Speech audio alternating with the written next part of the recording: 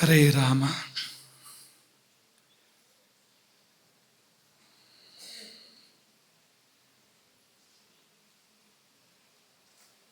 ಯತ್ರೈವ ಯತ್ರೈವ ಮನೋ ಮದೀಯಂ ತತ್ರೈವ ತತ್ರೈವ ತವ ಸ್ವರೂಪಂ. ಯತ್ರೈವ ಯತ್ರೈವ ಶಿರೋ ಮದೀಯಂ ತತ್ರೈವ ತತ್ರೈವ ಪದದ್ವಯಂ ತೇ.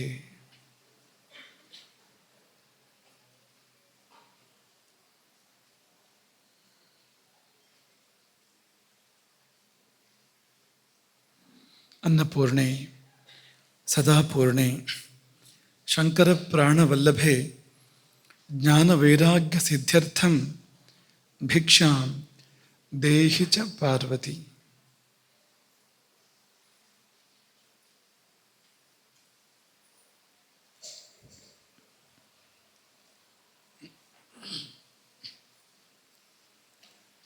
ಪ್ರಶ್ನೆ: ಅನ್ನಬ್ರಹ್ಮ ಪ್ರವಚನದ ವಿಷಯವಾಗಿ ಒಂದು ಜಿಜ್ಞಾಸೆ. ತಾವು ಪಾಪಗಳು ಶರೀರದ ಚರ್ಮದಿಂದ ಶುಕ್ರಧಾತುವಿನವರೆಗೂ ವ್ಯಾಪಿಸಲು ಶಕ್ತವಾದವುಗಳು. ಚರ್ಮದಲ್ಲಿರುವ ಪಾಪ ಲೇಪವನ್ನು ಹೋಗಲಾಡಿಸದಿದ್ದರೆ ಅದೇ ರಸಧಾತುಗಳಲ್ಲಿ ಅಂತರ್ಭೂತವಾಗುತ್ತದೆ. ಪಂಚಗವ್ಯಕ್ಕೆ ಅಸ್ಥಿಯವರೆಗಿನ ಪಾಪವನ್ನು ತೊಳೆಯುವ ಸಾಮರ್ಥ್ಯವಿದೆ ಇತ್ಯಾದಿಗಳನ್ನು ತಿಳಿಸಿದಿರಿ. ನಾವು ಮೃತರಾದ ನಂತರ ನಮ್ಮ ರಸಾದಿ ಧಾತುಗಳೆಲ್ಲ ಸೇರಿಕೊಂಡ ಪಾಪವು ನಮ್ಮೊಂದಿಗೆ ಬರುವುದಿಲ್ಲವೇ? ನಮ್ಮ ಗುರುಕುಲದ ಮಕ್ಕಳಿಗೆ ಮಾತ್ರ ಇಂಥ ಪ್ರಶ್ನೆಗಳು ಬರುವಂಥದ್ದು, ಇನ್ಯಾರಿಗೂ ಇಂಥ ಪ್ರಶ್ನೆ ಬರೋಕ್ಕೆ ಸಾಧ್ಯ ಇಲ್ಲ. ಅದರಲ್ಲಿಯೂ ಓಂಕಾರ ನಮ್ಮ ಪರಂಪರಾ ಗುರುಕುಲ.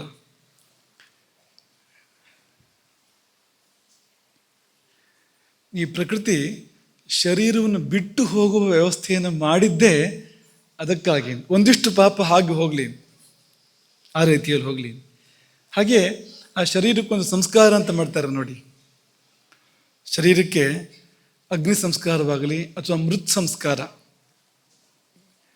ಮಣ್ಣಿನೊಳಗೆ ಶರೀರವನ್ನು ಇಡುವಂಥದ್ದು, ಇದನ್ನು ಯಾಕೆ ಮಾಡ್ತಾರೆ ಅಂದರೆ ಇದು ಕೂಡ ಅದೇ ಕಾರಣಕ್ಕಾಗಿ, ಅದರ ಮಾಧ್ಯಮದಿಂದ ಜೀವದ ಪಾಪಗಳನ್ನು ತೊಳೆಯುವ ಕಾರಣಕ್ಕೋಸ್ಕರವೇ ಮಾಡುವಂಥದ್ದು. ಹಾಗಾಗಿ ಶರೀರವನ್ನು ಬಿಟ್ಟಾಗ ತುಂಬ ಪಾಪಗಳು ಅಲ್ಲಿ ಹೋಗ್ತವೆ, ಖಂಡಿತವಾಗಿ ಹೋಗ್ತವೆ.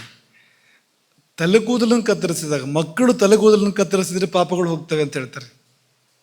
ತಂದೆಯ ಪಾಪಗಳು ಮಕ್ಕಳ ತಲೆಗೂದಲಲ್ಲಿ ಬಂದು ಸೇರಿರ್ತವೆ ಮರಣದ ನಂತರ. ಅವರು ತಲೆಗೂದಲನ್ನು ತೆಗೆದಾಗ ತಂದೆಗೆಷ್ಟು ಸಮಾಧಾನ ಸಿಗ್ತದೆ, ಯಾಕೆಂದರೆ ಅವನ ಪಾಪಗಳು ಹಾಗೆ ಪರಿಹಾರ ಆಗ್ತವೆ ಅಂತ. ಕೂದಲು ತೆಗೆದಾಗ ಪಾಪಗಳು ಹೋಗೋದಾದರೆ ಪುಣ್ಯಕ್ಷೇತ್ರಗಳಲ್ಲಿ ಕೂದಲನ್ನು ತೆಗುತ್ತೆ ನಾವು, ಯಾಕೆಂದರೆ ಪಾಪಗಳು ಹೋಗಲಿ ಅಂತ ಕೂದಲನ್ನು ತೆಗೆಯುವಂಥದ್ದು.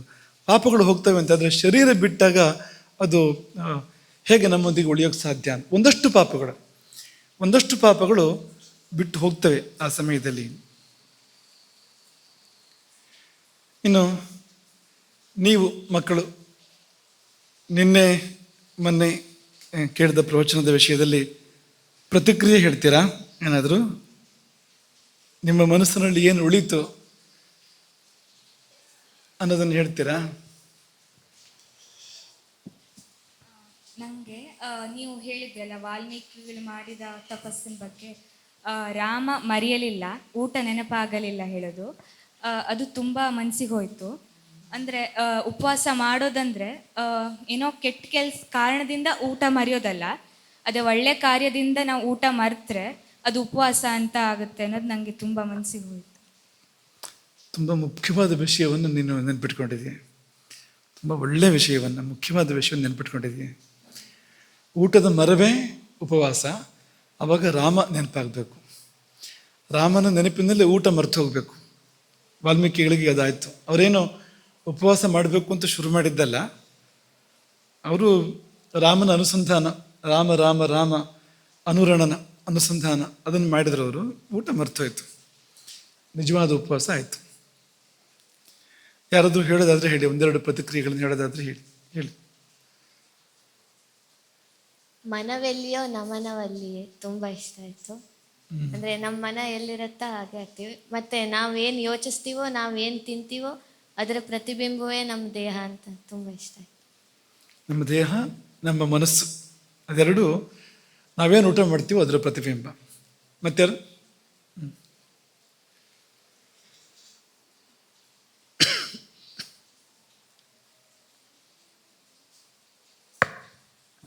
ಉಪವಾಸ ಅಂದರೆ ಭಗವಂತನ ಹತ್ರಕ್ಕಿರೋದು, ಊಟ ಮಾಡದೇ ಇರೋದಲ್ಲ. ಅಂದರೆ ಭಗವಂತನ ಬಳಿ ಇರೋದೇ ನಿಜವಾದ ಉಪವಾಸ. ಆಗ ಊಟ ನಿದ್ದೆಗಳು ಬಿಟ್ಟು ಹೋಗ್ಬೋದು ಆ ಸಮಯದಲ್ಲಿ, ಸಹಜವಾಗಿ ಆಗುತ್ತೆ ಆ ಸಮಯದಲ್ಲಿ ಅಂತ. ಮತ್ತೆ ಯಾರು ಹೇಳ್ತೀರಾ?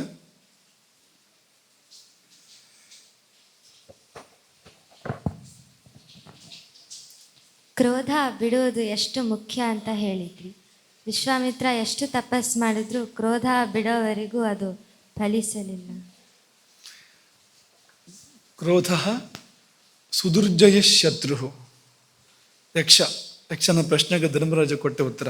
ದೊಡ್ಡ ಶತ್ರು ಯಾರು ಅಂದರೆ ಕ್ರೋಧವೇ. ಗೆಲ್ಲೋದು ಬಹಳ ಕಷ್ಟ. ಕ್ರೋಧವನ್ನು ಯಾವಾಗ ಬಂತು ಅಂತಲೇ ಎಲ್ಲಿಂದ ಬಂತು ಅಂತಲೇ ಗೊತ್ತಾಗೋದಿಲ್ಲ, ಬಂದ್ಬಿಡುತ್ತೆ. ಆದರೆ ಕೊಟ್ಟ ಕೊನೆಯಲ್ಲಿ ಕ್ರೋಧವನ್ನು ವಿಶ್ವಾಮಿತ್ರರು ಗೆದ್ದಾಗ ಬ್ರಹ್ಮರ್ಷಿತ್ವಕ್ಕೆ ಅವರಿಗೆ ವೇದಿಕೆ ಸಿದ್ಧ ಆಯಿತು ಅಂತ. ಸರಿ, ಅನಾಮಯ.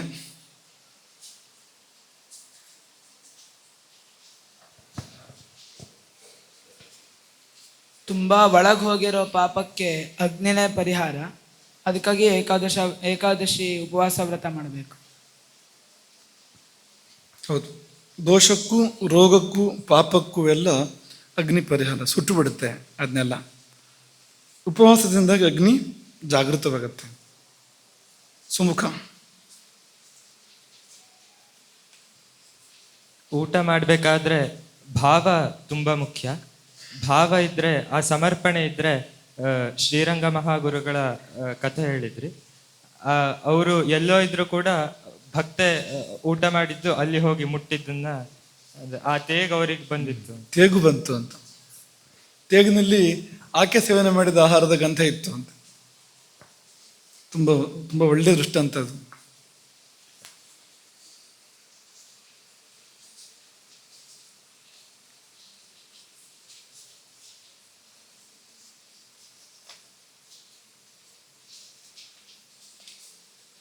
ಯಾರು ಹೇಳ್ತೀರಿ? ಸುಮುಖ, ಯಾರಿಗಾದ್ರೂ ಕೊಡು.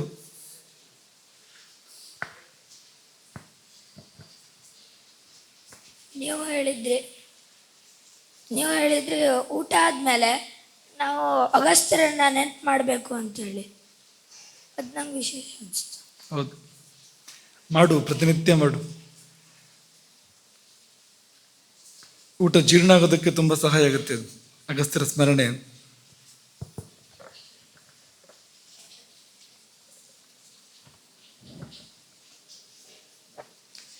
ನೀವು ಹೇಳಿದ್ರಿ ಊಟ ಮಾಡ್ಬೇಕು, ಉಪವಾಸ ಅಂದರೆ ಹಸುವಾಗಬಾರ್ದು, ಹಸುವಾದ್ರದ್ದು ಉಪವಾಸ ಅನ್ನೋದು ಯಾವುದು?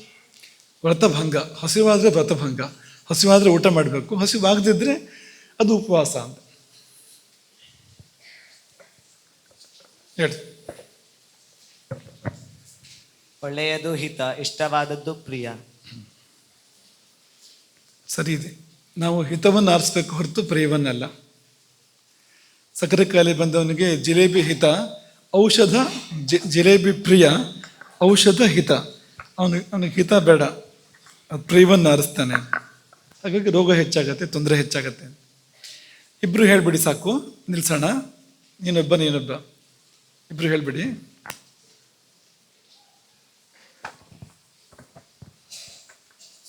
ಘಟೋತ್ಕಚ ಹೇಗೆ ಸಾಯುವಾಗ ತುಂಬಾ ದೊಡ್ಡದಾಗಿ ಸತ್ನೋ, ಅದಕ್ಕೆ ನಾವು ಸಾಯುವಾಗಲೂ ಕೂಡ ಉಪಕಾರ ಮಾಡಬೇಕು ಅಂತ ನಂಗೆ ತುಂಬ ವಿಶೇಷ ಅನಿಸ್ತು.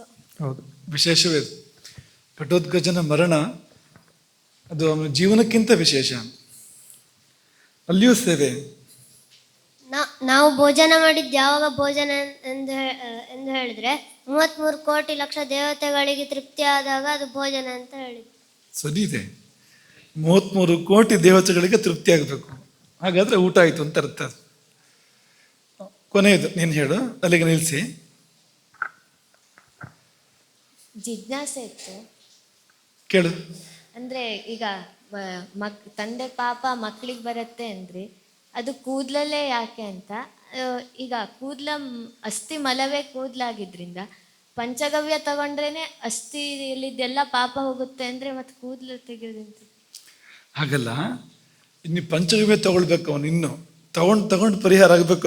ಅದು ಎಲ್ಲಿ ಎಷ್ಟು ಕಾಲಕ್ಕೆ ಅದು ಮತ್ತೆ ಈಗ ಆ ಕೂದಲು ಅನ್ನುವುದೇ ದೇಹದ ಮಲ ಹೊರಗೆ ಬರುವಂಥದ್ದೇ ಕೂದಲು. ದೇಹದ ಕಲ್ಮಶಗಳು ಉಗುರು ಕೂದಲಾಗಿ ಹೊರಗೆ ಬರ್ತವೆ. ಹಾಗಾಗಿ ಪಾಪಕ್ಕೆ ಒಳ್ಳೆ ಜಾಗ ಅದು. ಅಲ್ಲಿ ಬಂದು ಸೇರ್ಕೊಳ್ಳೋದಕ್ಕೆ ಅದಕ್ಕೆ ಅದು ಹೊಂದಾಣಿಕೆ ಆಗುತ್ತೆ. ಪಾಪದ ಸ್ವಭಾವಕ್ಕೂ ಕೂದಲಿನ ಸ್ವಭಾವಕ್ಕೂ ಹೊಂದಾಣಿಕೆ ಆಗುತ್ತೆ. ಹಾಗಾಗಿ ಬಂದು ಸೇರೋವಂಥದ್ದು. ನೀವು ಒಂದು ಸಾರಿ ಕೂದಲು ತೆಗೆಯೋದು ಸುಲಭವ, ಪಂಚಗವ್ಯ ತಗೊಂಡು ಹೋಯ್ತೋ ಎಲ್ಲೋ ಗೊತ್ತಾಗೋದಿಲ್ಲ. ಪಂಚಗವ್ಯ ಸರಿಯಾಗಿ ತಯಾರಾಯಿತೋ ಎಲ್ಲೋ ಗೊತ್ತಿಲ್ಲ. ಪಂಚಗವ್ಯವನ್ನು ಸಿದ್ಧಪಡಿಸ್ಬೇಕಾದ್ರೆ ಆ ವಸ್ತುಗಳು ಸರಿಯಾಗಿ ಸಿಗಬೇಕು, ಪ್ರಮಾಣ ಸರಿಯಾಗಬೇಕು, ಮಂತ್ರ ಸರಿಯಾಗಬೇಕು. ಎಲ್ಲ ಸರಿಯಾದರೆ ಪಂಚಗವ್ಯ ಸರಿಯಾಗುತ್ತೆ. ಇವತ್ತು ಹಾಗೆ ಮಾಡ್ತಾ ಇಲ್ಲ ನಾವು.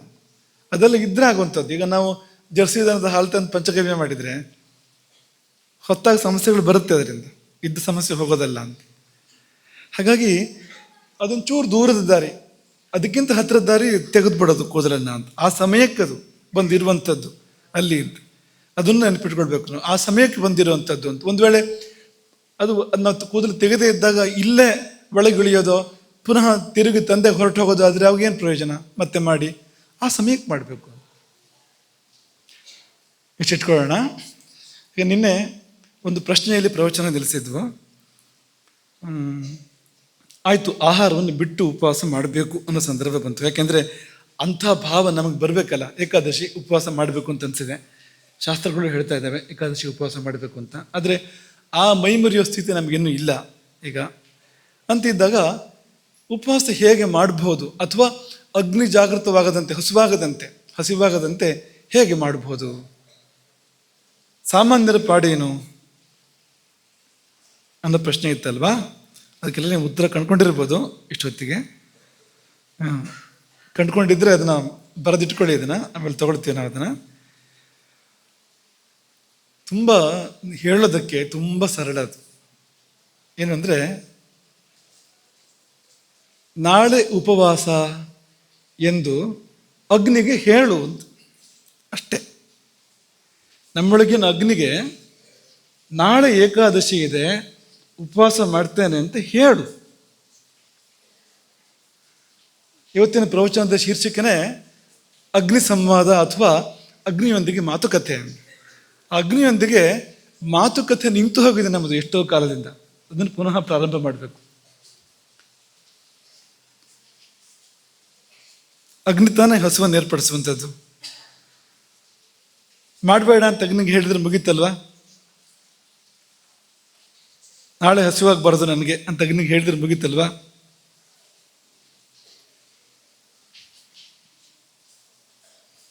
ಹಾಗೆ ಬರುವ ಪ್ರಶ್ನೆ, ಕೇಳಬೇಕಲ್ಲ ಹೇಳಿದರೆ ಅಗ್ನಿ ಅಂತ. ನಾಳೆ ಉಪವಾಸ ಅಂತ ನಾವೇನು ಹೇಳ್ತೀವಿ, ಹಸಿವಾಗಬಾರ್ದು ಅಂತ ಹೇಳ್ತೀವಿ, ಅಗ್ನಿ ಕೇಳಬೇಕಲ್ಲ ಅಂತ. ವ್ಯವಸ್ಥೆ ಕೆಟ್ಟಿದೆ, ಕಾರಣ ಅದು.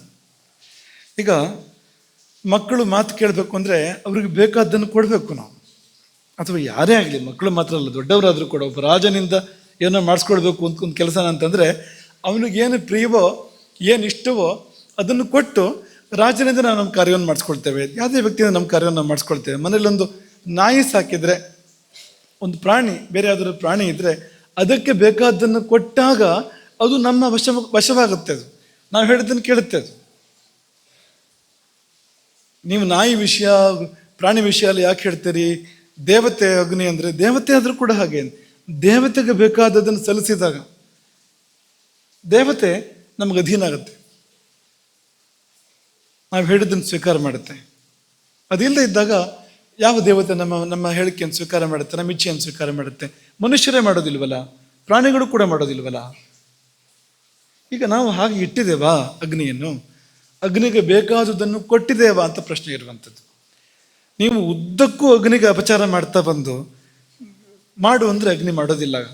ಅದರ ಬದಲು ವ್ಯತಿರಿಕ್ತವಾಗಿ ವರ್ತಿಸ್ತದೆ ಅಗ್ನಿ, ರೋಗಗಳನ್ನು ತರುತ್ತದೆ. ಹಾಗಾಗಿ ಅಗ್ನಿಯನ್ನು ಸರಿಯಾಗಿ ನಾವು ಇಟ್ಟುಕೊಂಡಿಲ್ಲ. ಸರಿಯಾಗಿ ಇಟ್ಕೊಳ್ಳೋಕೆ ಶುರು ಮಾಡಿದರೆ ಒಂದು ಸೂಚನೆ ಸಾಕು. ಯಾಕೆಂದರೆ ಇದೆಲ್ಲವೂ ಕೂಡ ನಮ್ಮ ಇಚ್ಛೆಯನ್ನು ಮಾನ್ಯ ಮಾಡುವಂತೆ ನಿರ್ಮಿತವಾಗಿರುವಂಥದ್ದು. ಉದಾಹರಣೆ, ಪ್ರಾಣ ಅಂತ ಅಂದ್ಕೊಳ್ಳಿ. ನಮ್ಮಿಚ್ಛೆಯನ್ನು ಮಾನ್ಯ ಮಾಡುವಂತೆ ನಿರ್ಮಿತವಾಗಿರುವಂಥದ್ದು. ಸಾಮಾನ್ಯ ವ್ಯಕ್ತಿ ಉಸಿರು ಕಟ್ಟಿದರೆ ಸತ್ತೋಗ್ತಾನೆ. ಆದರೆ ಒಬ್ಬ ಯೋಗಿ ಉಸಿರು ಕಟ್ಟಿದರೆ ಸಮಾಧಿಗೆ ಇರ್ತಾನೆ. ಉಸಿರು ಕಟ್ಟಿಯೇ ಸಮಾಧಿಗೆ ಇರುವಂಥದ್ದು. ಪ್ರಾಣಾಯಾಮ ಅಂತ ಹೆಸರು. ಇನ್ನು ಮುಂದಕ್ಕೆ ಹೋಗಿ ಕುಂಭಕ ಅಂತ ಹೆಸರು ಅದಕ್ಕೆ. ರೇಚಕ, ಪೂರಕ, ಕುಂಭಕ.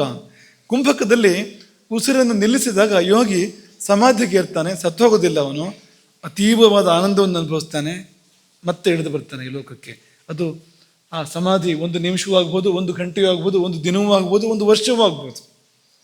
ಇಳಿದು ಬರದೆ ಅವನಲ್ಲಿ ಇರಬಹುದು. ಸಂದರ್ಭ ಹೊಂದ್ಕೊಂಡಿದೆ ಅದು. ಅಲ್ಲಿ ಏನು ಅಂದರೆ ಉಸಿರು ಅಧೀನ ಅಂತ,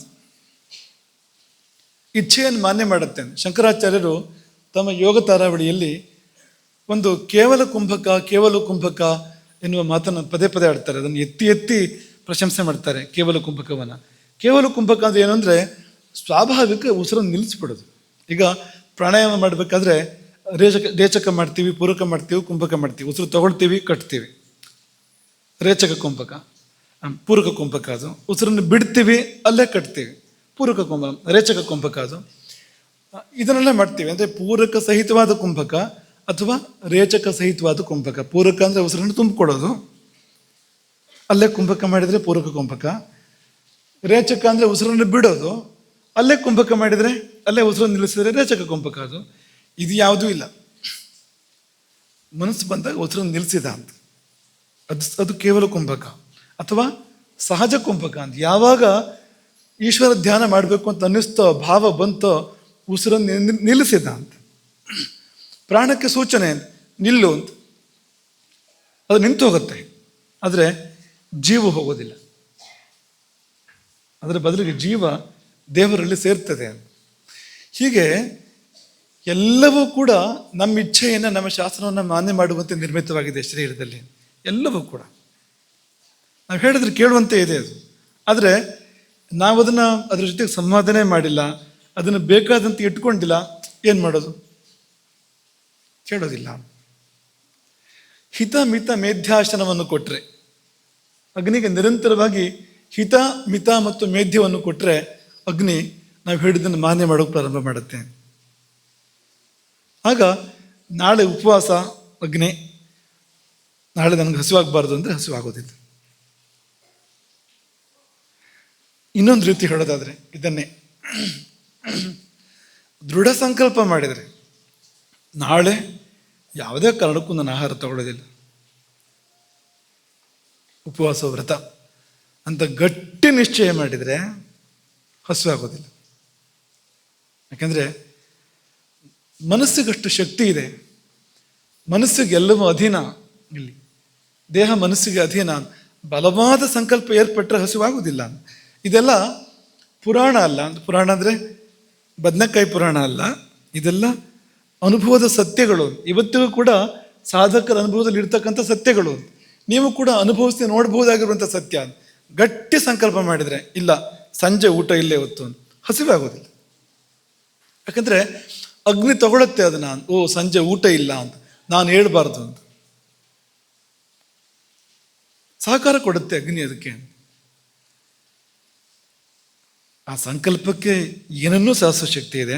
ಬರೀ ಹಸಿವು ಮಾತ್ರ ಅಂತಲ್ಲ, ಯಾವುದನ್ನು ಸಂಕಲ್ಪ ಮಾಡಿದ್ರು ಅದು ಈಡೇರುತ್ತೆ. ಮನಸ್ಸು ಅನ್ನೋದು ಅಂಥದ್ದೊಂದು ಅದ್ಭುತವಾಗಿರುವಂಥ ಒಂದು ಸಂಪತ್ತು ದೇವರು ಕೊಟ್ಟಿರೋಂಥದ್ದು. ಸಂಕಲ್ಪ ಮಾಡಿದರೆ ಸಾಕು, ಅದಾಗುತ್ತೆ ಅದು. ಆದರೆ ಸಂಕಲ್ಪ ಎಷ್ಟು ಗಟ್ಟಿ ಅನ್ನೋದ್ರ ಮೇಲೆ ನಿರ್ಣಯ ಆಗುವಂಥದ್ದು. ಸಂಕಲ್ಪದಿಂದ ಪ್ರಪಂಚವನ್ನೇ ಬದಲಾಯಿಸೋಕೆ ಸಾಧ್ಯ ಇದೆ. ಮನುಷ್ಯನ ಮನಸ್ಸಿಗೆ ಅಷ್ಟು ಶಕ್ತಿ ಇದೆ. ಅದರಲ್ಲಿಯೂ ಈ ದೇಹದ ಒಳಗೆ ನಡೆಯುವಂಥದ್ದನ್ನು ಖಂಡಿತವಾಗಿಯೂ ಕೂಡ ನಿಯಂತ್ರಣ ಮಾಡ್ಬೋದು. ಅಷ್ಟೆಲ್ಲ ಕಷ್ಟ ಇಲ್ಲ, ಸುಲಭವಾಗಿ ನಿಯಂತ್ರಣ ಮಾಡ್ಬೋದು, ಸಾಧ್ಯ ಇದೆ. ಮತ್ತು ಈ ಮನಸ್ಸಿಗೂ ಅಗ್ನಿಗೂ ಗಾಢ ಸಂಬಂಧ ಇದೆ. ಒಪ್ತೀರಾ? ಮನಸ್ಸು ಚೆನ್ನಾಗಿಲ್ಲ ಅಂದ್ರೆ ಹಸಿವಾಗೋದಿಲ್ಲ. ದೂರ ಹೋಗೋದು ಯಾಕೆ ಅಂತ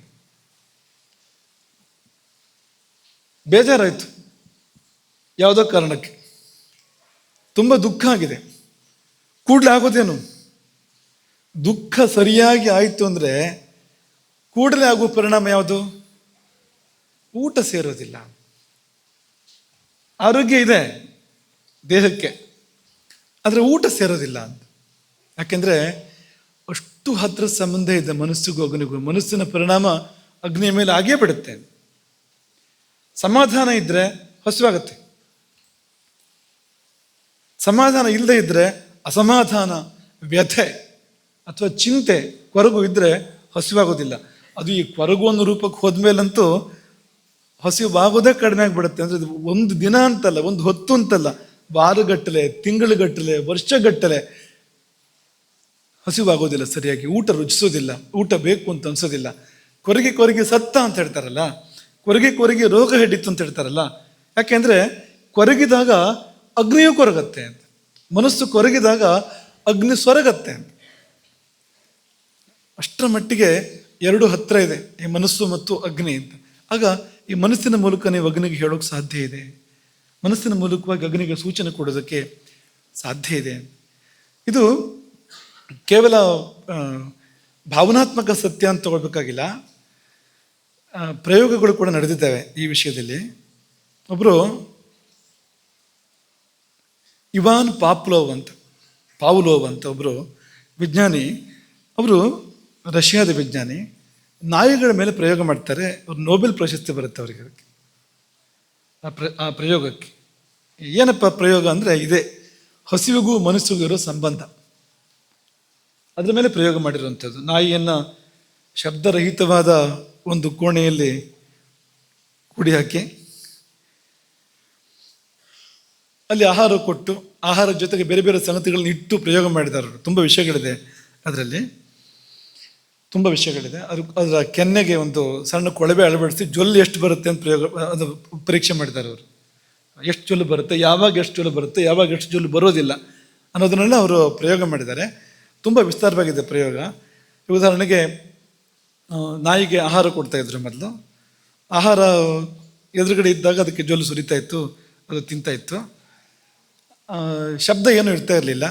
ಹಾಗಾಗಿ ಮೊದಲಿಗೆ ಶಬ್ದ ಮಾಡಿದರೆ, ಗಂಟೆ ಶಬ್ದ ಮಾಡಿದರೆ ಅಥವಾ ಮೆಟ್ರೋನಾಮ್ ಶಬ್ದ ಮಾಡಿದರೆ ಅದಕ್ಕೇನು ಜೊಲ್ಲು ಸುರಿತಾ ಇರಲಿಲ್ಲ. ಆದರೆ ಕೆಲವಾರು ದಿನಗಳ ಕಾಲ ಗಂಟೆ ಶಬ್ದ ಮಾಡೋದು, ಆಮೇಲೆ ಆಹಾರ ಕೊಡೋದು, ಗಂಟೆ ಶಬ್ದ ಮಾಡೋದು, ಆಮೇಲೆ ಆಹಾರ ಕೊಡೋದು ಮಾಡಿದ ಮೇಲೆ ಗಂಟೆ ಶಬ್ದ ಮಾಡಿದ ಕೂಡಲೇ ಜೊಲ್ಲು ಸುರಿಯೋಕ್ಕೆ ಶುರುವಾಯಿತು ಅದಕ್ಕೆ. ಯಾಕೆಂದರೆ ಮನಸ್ಸು, ಆ ಮನಸ್ಸು ಈ ಗಂಟೆ ಶಬ್ದ ಆದ ಕೂಡಲೇ ಆಹಾರ ಸಿಗುತ್ತೆ ಅಂತ ತೀರ್ಮಾನ ಇದೆ ಮನಸ್ಸಿಗೆ ಅಂತ. ಹಾಗೆ ಅಗ್ನಿಗೆ ಸೂಚನೆ ಕೊಡುತ್ತೆ ಮನಸ್ಸು, ಗಂಟೆ ಶಬ್ದ ಆಯಿತು ಸುರಿಸು ಜೊಲ್ಲನ್ನು ಅಂತ ಅಗ್ನಿಗೆ ಮನಸ್ಸು ಸೂಚನೆ ಕೊಡುತ್ತೆ. ಅದರಿಂದಾಗಿ ಆ ಜೊಲ್ಲು ಸುರಿಯುವಂಥದ್ದು. ಹೀಗೆ ಇಂಥ ಅನೇಕ ಪ್ರಯೋಗಗಳನ್ನು ಮಾಡಿದ್ದಾರೆ. ಕೊಟ್ಟ ಕೊನೆಯಲ್ಲಿ ಅವರಿಗೆ ಬಂದ ತೀರ್ಮಾನ ಏನು ಅಂದರೆ, ಈ ಹಸಿವು ಅನ್ನೋದು ಪೂರ್ತಿ ಮನಸ್ಸನ್ನು ಅವಲಂಬಿಸಿದೆ, ಮನಸ್ಸಿನ ಮೇಲೆ ಇದೆ ಅನ್ನೋ ನಿಶ್ಚಯಕ್ಕೆ ಅವರು ಬಂದರು. ಅವ್ರಿಗೊಂದು ನೊಬೆಲ್ ಪ್ರಶಸ್ತಿ ಬಂತು ಈ ಪ್ರಯೋಗವನ್ನು ಆಧರಿಸಿ. ಹೀಗಾಗಿ ನಾವು ಈಗ ಭಗವನ್ಮಯವಾದ ಮನಸ್ಸನ್ನು ಹೊಂದಿದ್ದಾಗ, ನಮ್ಮ ಮನಸ್ಸು ಭಗವಂತನಲ್ಲಿ ಮುಳುಗಿದ್ದಾಗ ಅಥವಾ ಇನ್ನೆಲ್ಲೋ ಮಗ್ನವಾಗಿದ್ದಾಗ ಅಗ್ನಿ ಸುಮ್ಮನೆ ಇರುತ್ತೆ. ಯಾಕೆಂದರೆ ಒಬ್ರು ಏನು ನನ್ನ ಕಡೆ ನೋಡ್ತಾ ಇಲ್ವಲ್ಲ ಅಂತ, ಆ ಮನಸ್ಸು ತನ್ನ ಕಡೆ ನೋಡ್ತಾ ಇಲ್ವಲ್ಲ, ಬೇರೆ ಕಡೆ ಇದೆಯಲ್ಲ ಅಂತ. ಬೇರೆ ಕಡೆ ಇದ್ದರೆ ಅದಕ್ಕೆ ಅಗ್ನಿಗೆ ಸಹಜವಾದ ಒಂದು ನಿರ್ದಿಷ್ಟವಾದ ವ್ಯವಸ್ಥೆ ಅದು. ಈಗ ನಾನು ಎದ್ದು ಬರೋ ಹಾಗಿಲ್ಲ ಅಂತ, ಯಾಕೆಂದರೆ ಯಜಮಾನರು ಬೇರೆ ಕಡೆ ಗಮನ ಕೊಟ್ಟಿದ್ದಾರೆ, ನನ್ನ ಕಡೆ ಗಮನ ಕೊಡ್ತಾ ಇಲ್ಲ ಅಂತ. ಇಷ್ಟು ಸರಳವಾಗಿ ನಾವು ಹಸುವನ್ನು ನಿಯಂತ್ರಣ ಮಾಡೋಕ್ಕೆ ಸಾಧ್ಯ ಇದೆ. ಹಾಗಾಗಿ ಮೂರ್ಖತನದ ಉಪವಾಸಗಳನ್ನ ಮಾಡಬೇಕು ಅಂತಿಲ್ಲ ಅಂತ. ಈಗ ನಡೀತಾರೋ ಉಪವಾಸಗಳೆಲ್ಲ ಮೂರ್ಖತನದ ಉಪವಾಸಗಳು. ಹಸಿವಾಗ್ತಾ ಇರುತ್ತೆ, ತುಂಬ ಕಟ್ಕೊಂಡು ಕೂತಿರ್ತೀವಿ, ಅನಾಹುತ ಆಗ್ತಾ ಇರುತ್ತೆ ಶರೀರದಲ್ಲಿ. ಅದರ ಪರಿಣಾಮವಾಗಿ ವೇಗ ಧಾರಣೆಯ ಪರಿಣಾಮದಿಂದಾಗಿ ಅನರ್ಥಗಳಾಗ್ತಾ ಇರುತ್ತೆ ಶರೀರದಲ್ಲಿ. ಯಾಕೆಂದರೆ ಆ ಪಿತ್ತ ದ್ರವ ಸುರಿದಿದೆ, ಅದಕ್ಕೇನು ಆಹುತಿ ಸಿಕ್ಕಿಲ್ಲ. ಅಗ್ನಿ ಎದ್ದಿದೆ, ಅದಕ್ಕೇನು ಆಹುತಿ ಸಿಕ್ಕಿಲ್ಲ. ಏನು ಸಿಕ್ಕಿತು ಅದನ್ನು ತಿನ್ನು ಅಂತ ಮುಂದಿನ ವ್ಯವಸ್ಥೆ ಅದೇ. ಸಿಕ್ಕಿದ್ದನ್ನು ತಿನ್ನು, ಒಳ್ಳೆಯದನ್ನು ತಿನ್ಬೋದು, ಕೆಟ್ಟದ್ದನ್ನು ತಿನ್ಬೋದು. ಅಸ್ತವ್ಯಸ್ತ ಆಗುತ್ತೆ ವ್ಯವಸ್ಥೆಗಳು ಅಂತ. ಅಗ್ನಿಗೂ ತುಂಬ ಗೊಂದಲ ಆಗುತ್ತೆ. ಏನು ಇದು, ನಾನು ಸೂಚನೆ ಕೊಡ್ತಾ ಇದ್ದೀನಿ, ಏನು ಬರ್ತಾ ಇಲ್ವಲ್ಲ ಅಂತ. ಯಾವಾಗ ಹೇಳ್ಬೇಕು ಬಿಡಬೇಕು ಅಂತಲೇ ಗೊಂದಲ ಆಗ್ಬೋದು ಅದಕ್ಕೆ, ಹೇಗೆ ನಾವು ಮಾಡ್ತಾ ಹೋದ್ರೆ ಅಂತ. ಹಾಗಾಗಿ ಅವ್ಯವಸ್ಥಿತ ಉಪವಾಸಗಳು, ಮತ್ತು ಅದು ಫಲನೂ ಕೂಡ ಕೊಡೋದಿಲ್ಲ. ಯಾಕೆಂದರೆ ಗಮನ ಪೂರ್ತಿ ಆಹಾರದ ಕಡೆಗೆ. ಉಪವಾಸ ಮಾಡ್ತಾ ಇರೋದು ಹೌದು, ಉಪವಾಸ ಮಾಡ್ಬೇಕಾದ್ರೆ ಆಹಾರವನ್ನು ಮರಿಬೇಕಲ್ವಾ, ಹೆಚ್ಚು ನೆನಪಾಗುತ್ತೆ ಅದೊಂದು. ಈಗ ಅದೊಂದು ಪ್ರಸಿದ್ಧವಾದ ಮಾತಿದೆಯಲ್ವಾ, ಒಂದು ವಸ್ತುವಿನ ಬೆಲೆ ಗೊತ್ತಾಗೋದು ಅದರ ಅಭಾವದಲ್ಲಿ ಅಂತ. ನಿತ್ಯ ಊಟ ಮಾಡ್ತಾ ಇರ್ತೀವಿ, ನಮಗದು ಬೆಲೆ ಏನು ಗೊತ್ತಿಲ್ಲ. ಉಪವಾಸ ಇದ್ದಾಗ ಅದ್ರ ಬೆಲೆ ಭಾರಿ ಚೆನ್ನಾಗಿ ಗೊತ್ತಾಗತ್ತೆ ನಮ್ಗೆ. ಆಹಾರ ಅಂದರೆ ಏನು ಅಂತ ಗೊತ್ತಾಗತ್ತೆ ನೋಡಿ. ಅದಾದ್ರೂ ಗೊತ್ತಾಗಲಿ, ತೊಂದರೆ ಇಲ್ಲ. ಆದರೆ ಗಮನ ಆ ಕಡೆಗೆ. ಎಲ್ಲ ಊಟ ಮಾಡ್ತಾ ಇದ್ದಾರೆ ಮನೆಯಲ್ಲಿ, ನಾನು ಒಬ್ಬನಿಗೆ ಉಪವಾಸ ಅಂತ ಒಳಗೆ ಮನಸ್ಸು ವಿಲೆವೆಲ್ಲ ಒದ್ದಾಡ್ತಾ ಇದೆ. ಹಾಗಾಗಿ ಒಂದು ಒಂದು ಒಂದು ಸೂತ್ರ ಏನು ಅಂದರೆ, ಮನೆಯಲ್ಲಿ ಒಬ್ಬರು ಉಪವಾಸ ಮಾಡಬಾರ್ದು. ಮನೆಯಲ್ಲಿ ಉಪವಾಸ ಮಾಡೋದಾದರೆ ಎಲ್ಲರೂ ಉಪವಾಸ ಮಾಡಬೇಕು. ಯಾಕೆಂದರೆ ಆ ಆಹಾರದ ಗಂಧ ಇದೆಯಲ್ಲ, ಆಹಾರದ ಪರಿಮಳ ಇದೆಯಲ್ಲ, ಅಗ್ನಿಯನ್ನು ಎಬ್ಬಿಸುತ್ತೆ. ಮತ್ತು ಭಾವ, ಅದು ಎಲ್ಲರೂ ಊಟ ಮಾಡ್ತಾ ಇದ್ದಾರೆ, ನನಗೆ ಊಟ ಇಲ್ಲ ಅನ್ನೋ ಭಾವ ಕೆಲಸ ಮಾಡೋಕ್ಕೆ ಶುರು ಮಾಡಿದರೆ ಉಪವಾಸ ಆಗೋದಿಲ್ಲ. ಆಮೇಲೆ ಅದರ ಬದಲು ಆಹಾರದ ಕುರಿತಾದ ತಪಸ್ಸು ಆಗ್ಬಿಡುತ್ತೆ ಅಂತ. ಮನಸ್ಫೂರ್ತಿ ಅಡುಗೆ ಮನೆಯಲ್ಲೇ ಇದೆ, ಒದ್ದಾಡ್ತಾ ಇದೆ. ಅದು ಹೇಗೆ ದೇವರನ್ನು ನೆನಪು ಮಾಡ್ಕೊಳ್ಳೋದು? ಹಾಗಾಗಿ ಉಪವಾಸ, ಈಗ ಏಕಾದಶಿ ಅಂತಂದರೆ ಮನೆಯಲ್ಲಿ ಒಲೆ ಹಚ್ಚದೇ ಇರೋದು ಒಳ್ಳೆಯದು ಅಂತ. ಎಲ್ಲರೂ ಮಾಡಬೇಕು, ಎಲ್ಲರೂ ಮಾಡಬೇಕು. ಹಾಗೆ ಮಾಡಿದಾಗ ಅದು ಫಲವನ್ನು ಕೊಡುತ್ತೆ, ಅದು ವಿಶೇಷವಾದ ಫಲವನ್ನು ಕೊಡುತ್ತೆ. ಅದು ಇಲ್ಲದೆ ಇದ್ದರೆ ಉಪವಾಸ ಅಂತ ಹೆಸರು, ಜಪ ಉಪ್ಪಿಟ್ಟಿನದ್ದು, ಗಮನ ಪೂರ್ತಿ ಆ ಕಡೆಗೆ ಇದೆ. ಈಗ ನೀನು ಹೇಳಿದೆಯಲ್ಲ, ಮನವೆಲ್ಲಿಯೋ ನಮನ ವಲ್ಲಿಗೆ ಅಂತ, ಹಾಗಾಗತ್ತೆ ಅಂತ. ಹಾಗಾಗಿ ಈ ಮನಸ್ಸು ಮತ್ತು ಉಪವಾಸಕ್ಕೆ ತುಂಬ ಗಾಢವಾದ ಸಂಬಂಧ. ಮನಸ್ಸಿನ ಮೂಲಕವಾಗಿ ಹಸಿವನ್ನು ನಿಯಂತ್ರಣ ಮಾಡ್ಬೋದು, ಹಸಿವನ್ನು ನಿಲ್ಲಿಸ್ಬೋದು, ಕಡಿಮೆ ಮಾಡ್ಬೋದು, ನಿಲ್ಲಿಸ್ಬೋದು, ಎಲ್ಲ ಸಾಧ್ಯತೆಗಳಿದೆ. ಹಾಗಾಗಿ ಕೇವಲ ಈಗ ನಾವು ವಾಲ್ಮೀಕಿಗಳಲ್ಲ, ವಸಿಷ್ಠರಲ್ಲ, ವಿಶ್ವಾಮಿತ್ರರಲ್ಲ, ಹಿರಣ್ಯಕಶಿಪು ಅಂತೂ ಅಲ್ವೇ ಅಲ್ಲ, ಅವನು ಮರಿ. ಹಾಗಾಗಿ ಬರೋದಿಲ್ಲ, ಹಿರಣ್ಯಕಶಿಪು ಅಲ್ಲ, ಅವನು ಮರಿ ಅಂತ. ಸ್ವಲ್ಪ ಅವನಷ್ಟು ಶಕ್ತಿ ಇಲ್ಲ, ಸ್ವಲ್ಪ ಶಕ್ತಿ ಇದೆ. ಅವನಷ್ಟು ದುರ್ಬುದ್ಧಿ ಅಲ್ಲ, ಸ್ವಲ್ಪ ದುರ್ಬುದ್ಧಿ ಅಂದರೆ ಹಿರಣ್ಯಕಶಿಪುವಿನ ಮರಿ ಅಂತ, ಹಿರಣ್ಯಕಶಿಪು ಅಲ್ಲ.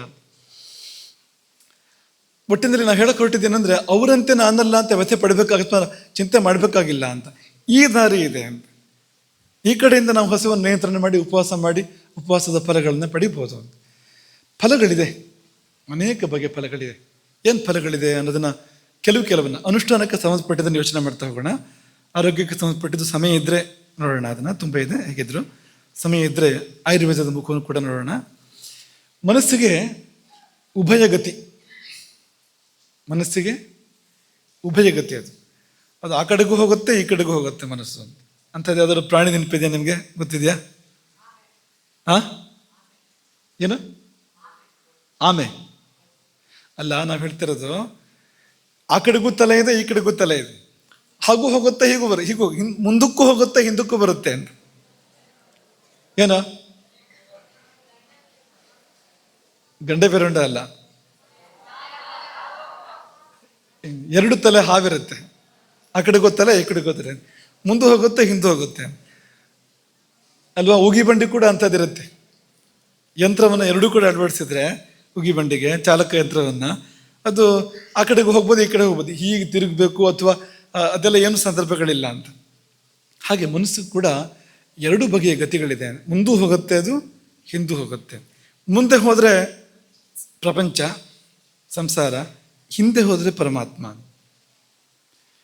ಮುಂದೆ ಹೋದರೆ ಅದಕ್ಕೆ ಪ್ರವೃತ್ತಿ ಮಾರ್ಗ ಅಂತ ಹೆಸರು, ಹಿಂದೆ ಹೋದರೆ ನಿವೃತ್ತಿ ಮಾರ್ಗ ಅಂತ ಹೆಸರು. ಹಾಗಾಗಿ ಭಗವಂತ ದೂರ ಎಲ್ಲೂ ಇಲ್ಲ, ಅಲ್ಲೇ ಹಿಂದಿದ್ದಾನೆ. ಮನಸ್ಸಿನ ಹಿಂದೆ ಜೀವ ಇದೆ, ಜೀವದ ಹಿಂದೆ ದೇವ ಇದ್ದಾನೆ ಅಷ್ಟೇ. ಮತ್ತು ಜೀವ ದೇವ ಅಂತ ಏನು ಭಾಳ ವ್ಯತ್ಯಾಸ ಇಲ್ಲ.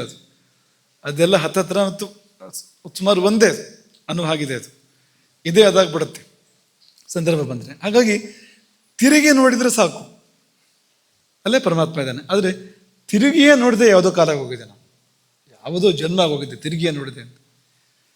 ಯಾಕೆ ತಿರುಗಿ ನೋಡ್ತಾ ಇಲ್ಲ ಅಂದರೆ, ಆಹಾರ ಸಿಗ್ತಾ ಇದೆ ಅಲ್ವಾ? ಆಹಾರ ಸಿಕ್ಕಾಗ ಆಹಾರ ಎಲ್ಲ ಪ್ರಪಂಚದಿಂದ ಬರುವಂಥದ್ದು ಪೂರ್ತಿ, ಆ ಕಡೆಗೆ ಹೋಗ್ತಾ ಇರುತ್ತೆ ಮನಸ್ಸು. ಸಿಗರಲ್ಲ ಏನು ಅಂದರೆ ಅದು ಹಿಂದಿರುಗುತ್ತೆ ಮನಸ್ಸು. ಹಾಗಾಗಿ ಈ ನಿವೃತ್ತಿ ಮಾರ್ಗ ಅನ್ನೋದಕ್ಕೆ ನಿರಾಹಾರ ತುಂಬ ಸಹಾಯ ಮಾಡುತ್ತೆ. ಮನಸ್ಸಿಗೆ ಏನು ಆಹಾರ ಕೊಡದೇ ಇದ್ದರೆ ಮನಸ್ಸು ತಾನಾಗಿ ಹಿಂದಿರುಗುತ್ತೆ, ಅಂತರ್ಮುಖತೆ ತಾನಾಗಿ ಏರ್ಪಡುತ್ತೆ. ಹಾಗಾಗಿ ಉಪವಾಸ ಮಾಡುವಾಗ ಅಂತರ್ಮುಖತೆ ಏರ್ಪಡೋದಕ್ಕೆ ಸಾಧ್ಯ ಇದೆ. ಸರಿಯಾಗಿ ಉಪವಾಸ ಮಾಡಿದರೆ, ಆಹಾರ ಕೊಡದೇ ಇದ್ದಾಗ ಮನಸ್ಸು ಹಿಂದಿರುಗೋದಕ್ಕೆ ಸಾಧ್ಯ ಇದೆ. ಇನ್ನು ಈ ಮನಸ್ಸಿನಲ್ಲಿ ಅಲೆಗಳು ಹೇಳ್ತಾವಲ್ಲ, ಚಿತ್ತವೃತ್ತಿಗಳು, ಇದೇ ತಾನೇ ನಮಗೆ ಧ್ಯಾನಕ್ಕೆ ಅಥವಾ ಉಪಾಸನೆಗೆ ತೊಂದರೆ ಕೊಡ್ತಾ ಇರುವಂಥದ್ದು. ಪೂಜೆಗೆ ಕೂತ್ಕೊಂಡ್ರೆ ಏನೋ ನೆನಪಾಯ್ತು, ಅಥವಾ ಧ್ಯಾನಕ್ಕೆ ಕೂತ್ಕೊಂಡ್ರೆ ಮತ್ತೇನೋ ನೆನಪಾಯ್ತು. ಈ ಚಿತ್ತವೃತ್ತಿಗಳು ಅಥವಾ ಮನಸ್ಸಿನ ಅಲೆಗಳು, ಇದಕ್ಕೆಲ್ಲ ಮೂಲ ಯಾವುದು ಅಂದರೆ ಈ ಆಹಾರವೇ ಮೂಲ. ಈ ಆಹಾರವನ್ನು ಇಟ್ಟುಕೊಂಡೇ, ಈ ಪಂಚಭೂತವಾಗಿರ್ತಕ್ಕಂಥ ಆಹಾರವನ್ನು ಇಟ್ಟುಕೊಂಡೇ ಈ ಅಲೆಗಳು, ಮನಸ್ಸಿನ ಅಲೆಗಳು ಹೇಳ್ತಾ ಇರುವಂಥದ್ದು. ಕೊಡದೇ ಇದ್ದರೆ ಅಲೆಗಳು ಕಡಿಮೆ ಆಗುತ್ತೆ, ಧ್ಯಾನಕ್ಕೆ ಸಹಾಯ ಆಗತ್ತೆ. ಸತ್ವಗುಣ ಜಾಗೃತ ಆಗತ್ತೆ. ಅಲೆಗಳು ಕಡಿಮೆ ಆಗೋದು ಅಂದ್ರೆ ಏನು? ಸತ್ವಗುಣ.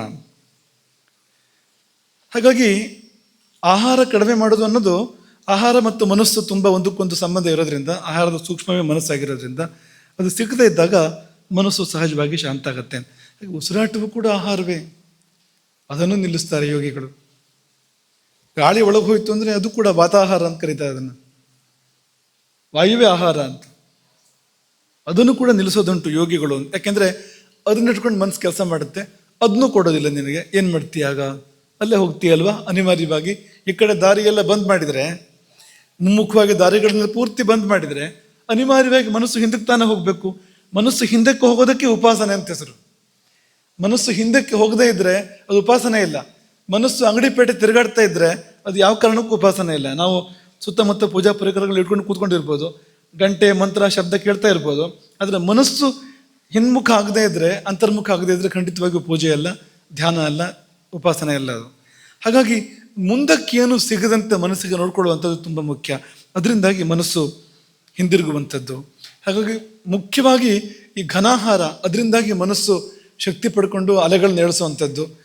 ಅದನ್ನು ಕೊಡದೇ ಇದ್ರೂ ತುಂಬ ಮನಸ್ಸಿನ ಅಲೆಗಳು ಕಡಿಮೆ ಆಗ್ತವೆ. ದ್ರವಾಹಾರನ್ನು ಕೊಡದೇ ಇದ್ದರೆ ಪೂರ್ತಿ ಕಡಿಮೆ ಆಗುತ್ತೆ, ಮನಸ್ಸಿನ ಅಲೆಗಳು ಹಿಡಿದು ಹೋಗುತ್ತೆ, ಶಾಂತ ಆಗತ್ತೆ ಅನ್ನೋದೊಂದು. ಇನ್ನೊಂದು ಮತ್ತೊಂದು, ಈ ನಿರಾಹಾರದ ಉದ್ದೇಶ ತಮಸೋಮ ಜ್ಯೋತಿರ್ಗಮಯ, ಕತ್ತಲೆ ಪರಿಹಾರ ಮಾಡ್ಕೋಬೇಕು, ತಮೋ ಗುಣವನ್ನು ಪರಿಹಾರ ಮಾಡ್ಕೋಬೇಕು. ಯಾಕೆಂದರೆ ಈ ಆಹಾರ ಪ್ರಪಂಚವೇ ತಾಮಸವಂತೆ.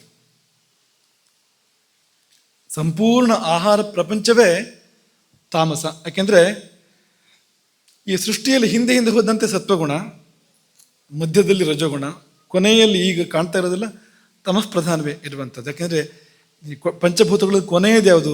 ಭೂಮಿ ಅಲ್ವಾ? ಈ ಪಂಚಭೌತಿಕ ಅಂದರೆ ತಮಸ್ಸು ಅಂತ ಲೆಕ್ಕ. ಕೊನೆಯದು ಭೂಮಿ ಅಂತನ್ನೋ ಹೊತ್ತಿಗೆ ಅದು ಅತ್ಯಧಿಕ ತಮಸ್ಸು. ಅಲ್ಲಿ ಬಂದಿರೋದು ಈ ಆಹಾರ ಎಲ್ಲ. ಭೂಮಿಗಿಂತ ಹಿಂದಕ್ಕೆ ನೀರಿದೆ, ಅಲ್ಲಿ ತಮೋಗುಣ ಕಡಿಮೆ ಇದೆ.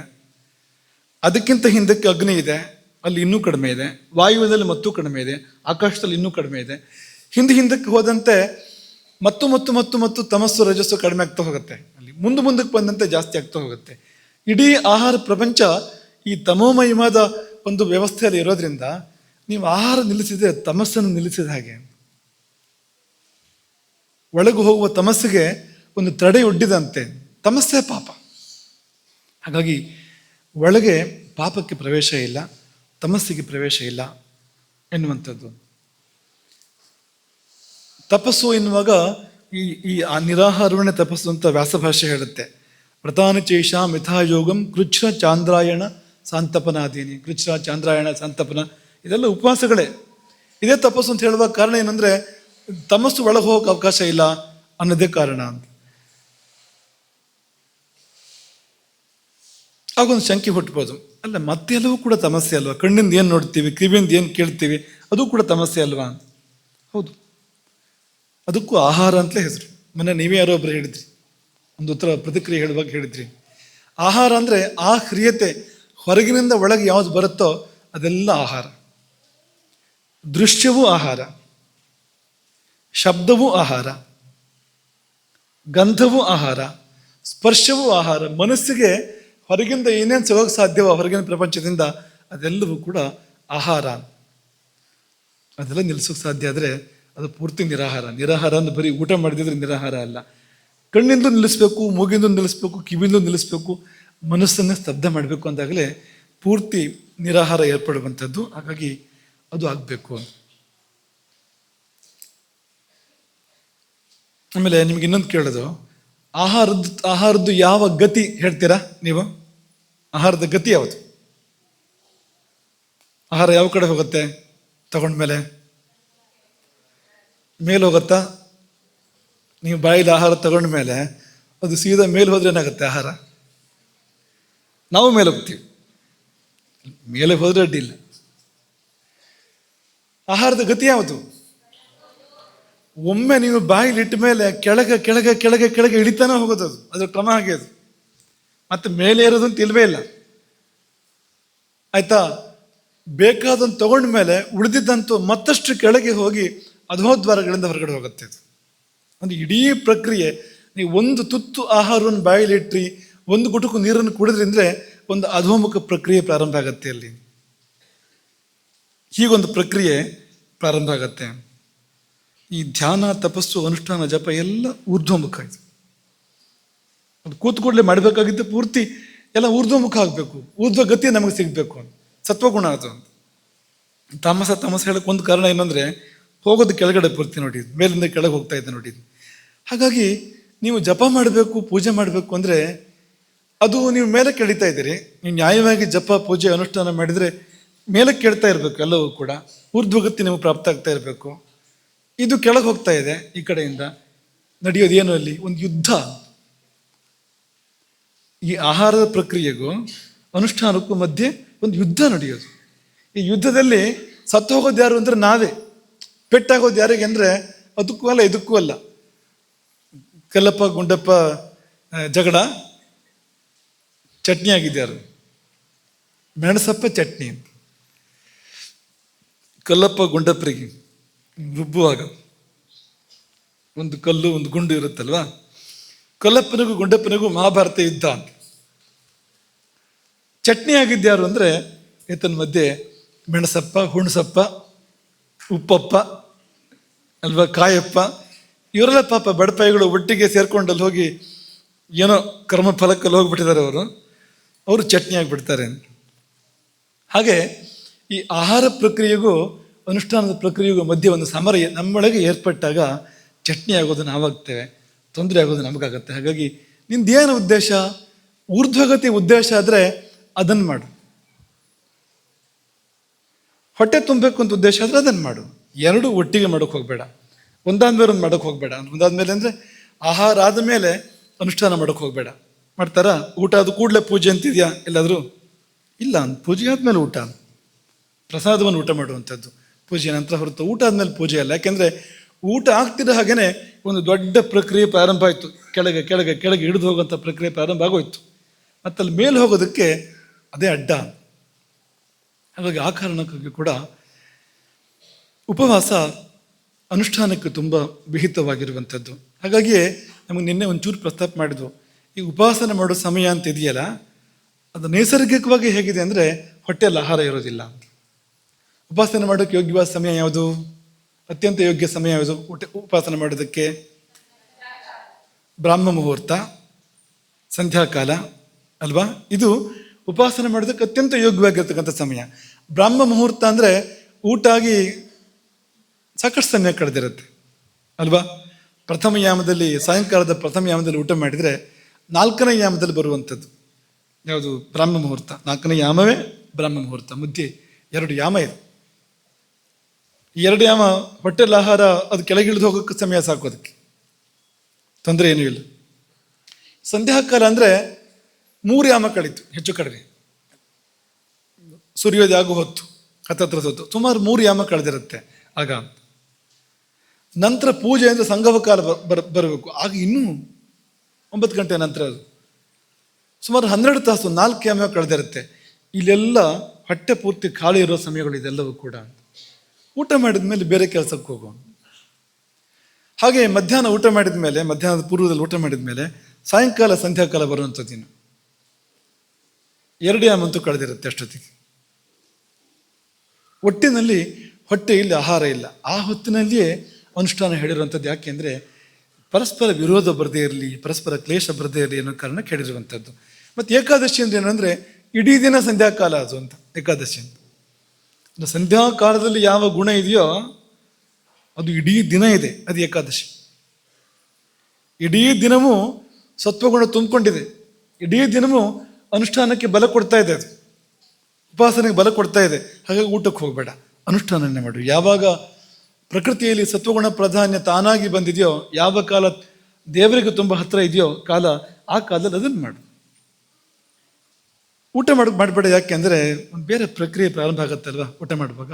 ಹಾಗಾಗಿ ಊಟ ಮಾಡೋಕ್ಕೆ ಹೋಗಬೇಡ ಎಂಬುದಾಗಿ ಬಲ್ಲವರು ಹೇಳುವಂಥದ್ದು. ಇನ್ನು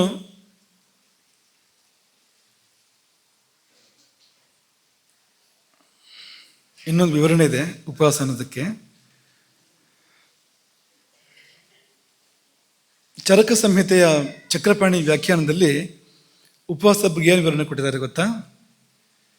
ಕ್ರೋಧಾದಿ ಪರಿತ್ಯಾಗ ಸತ್ಯಾದಿ ಉಪಾದಾನಂ. ಉಪವಾಸ ಅಂದರೆ ಕ್ರೋಧವೇ ಮೊದಲಾದುದನ್ನು ಬಿಡಬೇಕು, ಸತ್ಯವೇ ಮೊದಲಾದುದನ್ನು ಸ್ವೀಕಾರ ಮಾಡಬೇಕು. ಕ್ರೋಧ, ಈರ್ಷ್ಯ ಇದೆಲ್ಲ ದುರ್ಯೋಧನ, ದುಶ್ಯಾಸನ, ದುರ್ ಬರ್ತಾ ಹೋಗುತ್ತಲ್ವೆಲ್ಲ ಕೌರವರಲ್ಲಿ. ಆ ಥರ ಇದೆಲ್ಲ ದುರ್ಗುಣಗಳು ಅಂತ. ಈ ದುರ್ಗುಣಗಳನ್ನು ಬಿಡಬೇಕು, ಆತ್ಮಗುಣಗಳನ್ನು ಸ್ವೀಕಾರ ಮಾಡಬೇಕು, ಅಥವಾ ಸದ್ಗುಣಗಳನ್ನು ಸ್ವೀಕಾರ ಮಾಡಬೇಕು. ಅದೇ ಉಪವಾಸ ಅಂತ. ಆಗ ನಾವು ಉಪವಾಸ ಆಗ್ತೇವೆ, ಭಗವಂತನಿಗೆ ಹತ್ರ ಆಗ್ತಾ ಹೋಗ್ತೇವೆ. ಇದು ಇನ್ನೊಂದು ಬಗೆಯ ಉಪವಾಸ, ಇಡೀ ಜೀವನದಲ್ಲಿ ನಾವು ಮಾಡುವಂಥ ಉಪವಾಸ ಅಂತ. ಕ್ರೋಧನ ಛೋಡ, ಲೋಭನ ಛೋಡ, ನಾಮ ಜಪನ ಕ್ಯೂ ಛೋಡ ದಿಯಾ ಅಂತ ಒಂದು ಹಾಡು, ಒಂದು ಭಜನ್. ಕ್ರೋಧ ಬಿಡಲಿಲ್ಲ, ಲೋಭ ಬಿಡಲಿಲ್ಲ, ಮತ್ತೇನು ಬಿಟ್ಟೆ ಅಂದರೆ ನಾಮ ಜಪ ಬಿಟ್ಟೆ, ಸತ್ಯ ಬಿಟ್ಟೆ, ದಯೆ ಬಿಟ್ಟೆ. ಹೀಗಾಗಿದೆ ನಮ್ಮ ಜೀವನ ಅಂತ. ಹಾಗಾಗಿ ಅದನ್ನು ಛೋಡ ಅಂತ ಆಗಬೇಕಾಗಿತ್ತು, ಇದನ್ನು ಪಕಡ ಅಂತ ಆಗಬೇಕಾಗಿತ್ತು, ಹಿಡ್ಕೊಂಡೆ ಅಂತ ಆಗಬೇಕಾಗಿತ್ತು. ಅದು ವ್ಯತ್ಯಾಸ ಆಗಿದೆ. ಹಾಗಾಗಿ ಚಕ್ರಪಾಣಿ ಹೇಳೋದು ಇಲ್ಲೇನೆಂದರೆ, ನೀವು ಕ್ರೋಧಾದಿಗಳನ್ನು ಬಿಡಿ, ಸತ್ಯಾದಿಗಳನ್ನು ಆಶ್ರಯಿಸಿ. ಅದೇ ಉಪವಾಸ. ಅವರು ಸುಮ್ಮನೆ ಹೇಳಿಲ್ಲ, ಅವರು ಒಂದು ಆಧಾರ ಕೊಡ್ತಾರೆ ಅದಕ್ಕೆ. ಉಪವಾಸ ಅಂತ ಅನ್ನೋದನ್ನು ಬಿಡಿಸ್ಬೇಕಾದ್ರೆ, ಉಪಾವೃತ್ತಸ್ಯ ಪಾಪೇಭ್ಯ ಸಹವಾಸೋ ಗುಣೇಹಿ ಯಹ ಉಪವಾಸ ಸವಿಜ್ಞೇಯ ನ ಶರೀರಸ್ಯ ಶೋಷಣಂ. ಶರೀರವನ್ನು ಶೋಷಣೆ ಮಾಡೋದಲ್ಲ ಉಪವಾಸ ಅಂದರೆ. ಮತ್ತೇನು ಅಂದರೆ, ಉಪಾವೃತ್ತಸ್ಯ ಪಾಪೇಭ್ಯ, ಪಾಪಗಳಿಂದ ಹಿಂದೆ ಬಾ, ಕೆಡುಕಿನಿಂದ ಹಿಂದೆ ಬಾ, ದುರ್ಗುಣಗಳಿಂದ ಹಿಂದಿರುಗು. ಉಪಾವೃತ್ತ ಅಂದರೆ ಹಿಂದಿರುಗಿದವನು ಅಂತ ಆ ಶಬ್ದಕ್ಕರ್ಥ. ಹಾಗೆ ಉಪಾವೃತ್ತನಾಗು. ಅಲ್ಲಿಗೆ ಅರ್ಧ ಭಾಗಕ್ಕೆ ಅರ್ಥ ಆಯ್ತು ಉಪವಾಸ ಅನ್ನೋದ್ರೆ. ಇನ್ನರ್ಧ ಭಾಗ ವಾಸ ಅಂತಿದೆಯಲ್ಲ, ಸಹವಾಸೋ ಗುಣೇಹಿ ಯಹ, ಗುಣಗಳ ಜೊತೆಗೆ ಸಹವಾಸ ಮಾಡು. ಅದು ಕೊನೆಗೆ ಸಜ್ಜನ ಸಹವಾಸದಲ್ಲಿ ಪರ್ಯವಸಾನ ಆಗುತ್ತೆ, ಮತ್ತು ಭಗವಂತನ ಜೊತೆ ಸಹವಾಸದಲ್ಲಿ ಪರ್ಯವಸಾನ ಆಗುತ್ತೆ. ಇದು ಹಾಗಾಗಿ ಗುಣಗಳ ಸಹವಾಸ ಮಾಡು. ಉಪಾವೃತ್ತದಿಂದ ಉಪ ತಗೊಳ್ಳೋದು, ಸಹವಾಸದಿಂದ ವಾಸ ತಗೊಳ್ಳೋದು, ಇದರ ಬುಡ ಅದರ ತುದಿ ಸೇರಿಸಿ ಉಪವಾಸ. ಪಾಪಗಳಿಂದ ಕೇಡುಗಳಿಂದ ಹಿಂದಿರುಗು, ಶುಭಗಳನ್ನು ಆಶ್ರಯಿಸು, ಅದು ಉಪವಾಸ. ಕೇವಲ ಶರೀರ ಶೋಷಣೆ ಅಲ್ಲ ಎಂಬುದಾಗಿ ಅವರು ಹೇಳಿದ್ದಾರೆ.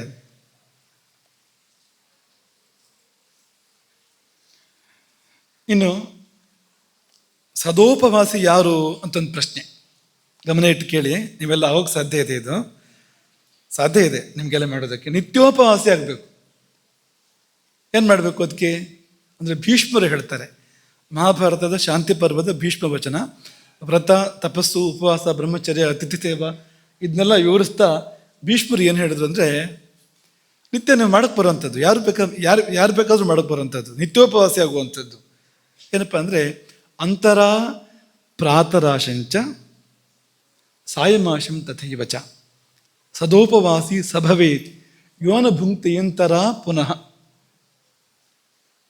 ಮಧ್ಯಾಹ್ನಕ್ಕೆ ಪೂರ್ವದಲ್ಲಿ ಒಂದು ಊಟ ಮಾಡು, ಸಾಯಂಕಾಲ ಆಗ್ತಿರೋ ಹಾಗೆ ಮತ್ತೊಂದು ಊಟ ಮಾಡು, ಮಧ್ಯೆ ಏನು ತಿನ್ನಬೇಡ. ಇಷ್ಟೇ. ನಭುಂಕ್ತೆ ಯೋ ನಭುಂಕ್ತೆ ಅಂತರ ಪುನಃ. ಮಧ್ಯಾಹ್ನದ ಊಟ ಆದಮೇಲೆ ಸಾಯಂಕಾಲದ ಊಟದ ಮಧ್ಯದಲ್ಲಿ ಏನು ತಿನ್ನಬೇಡ.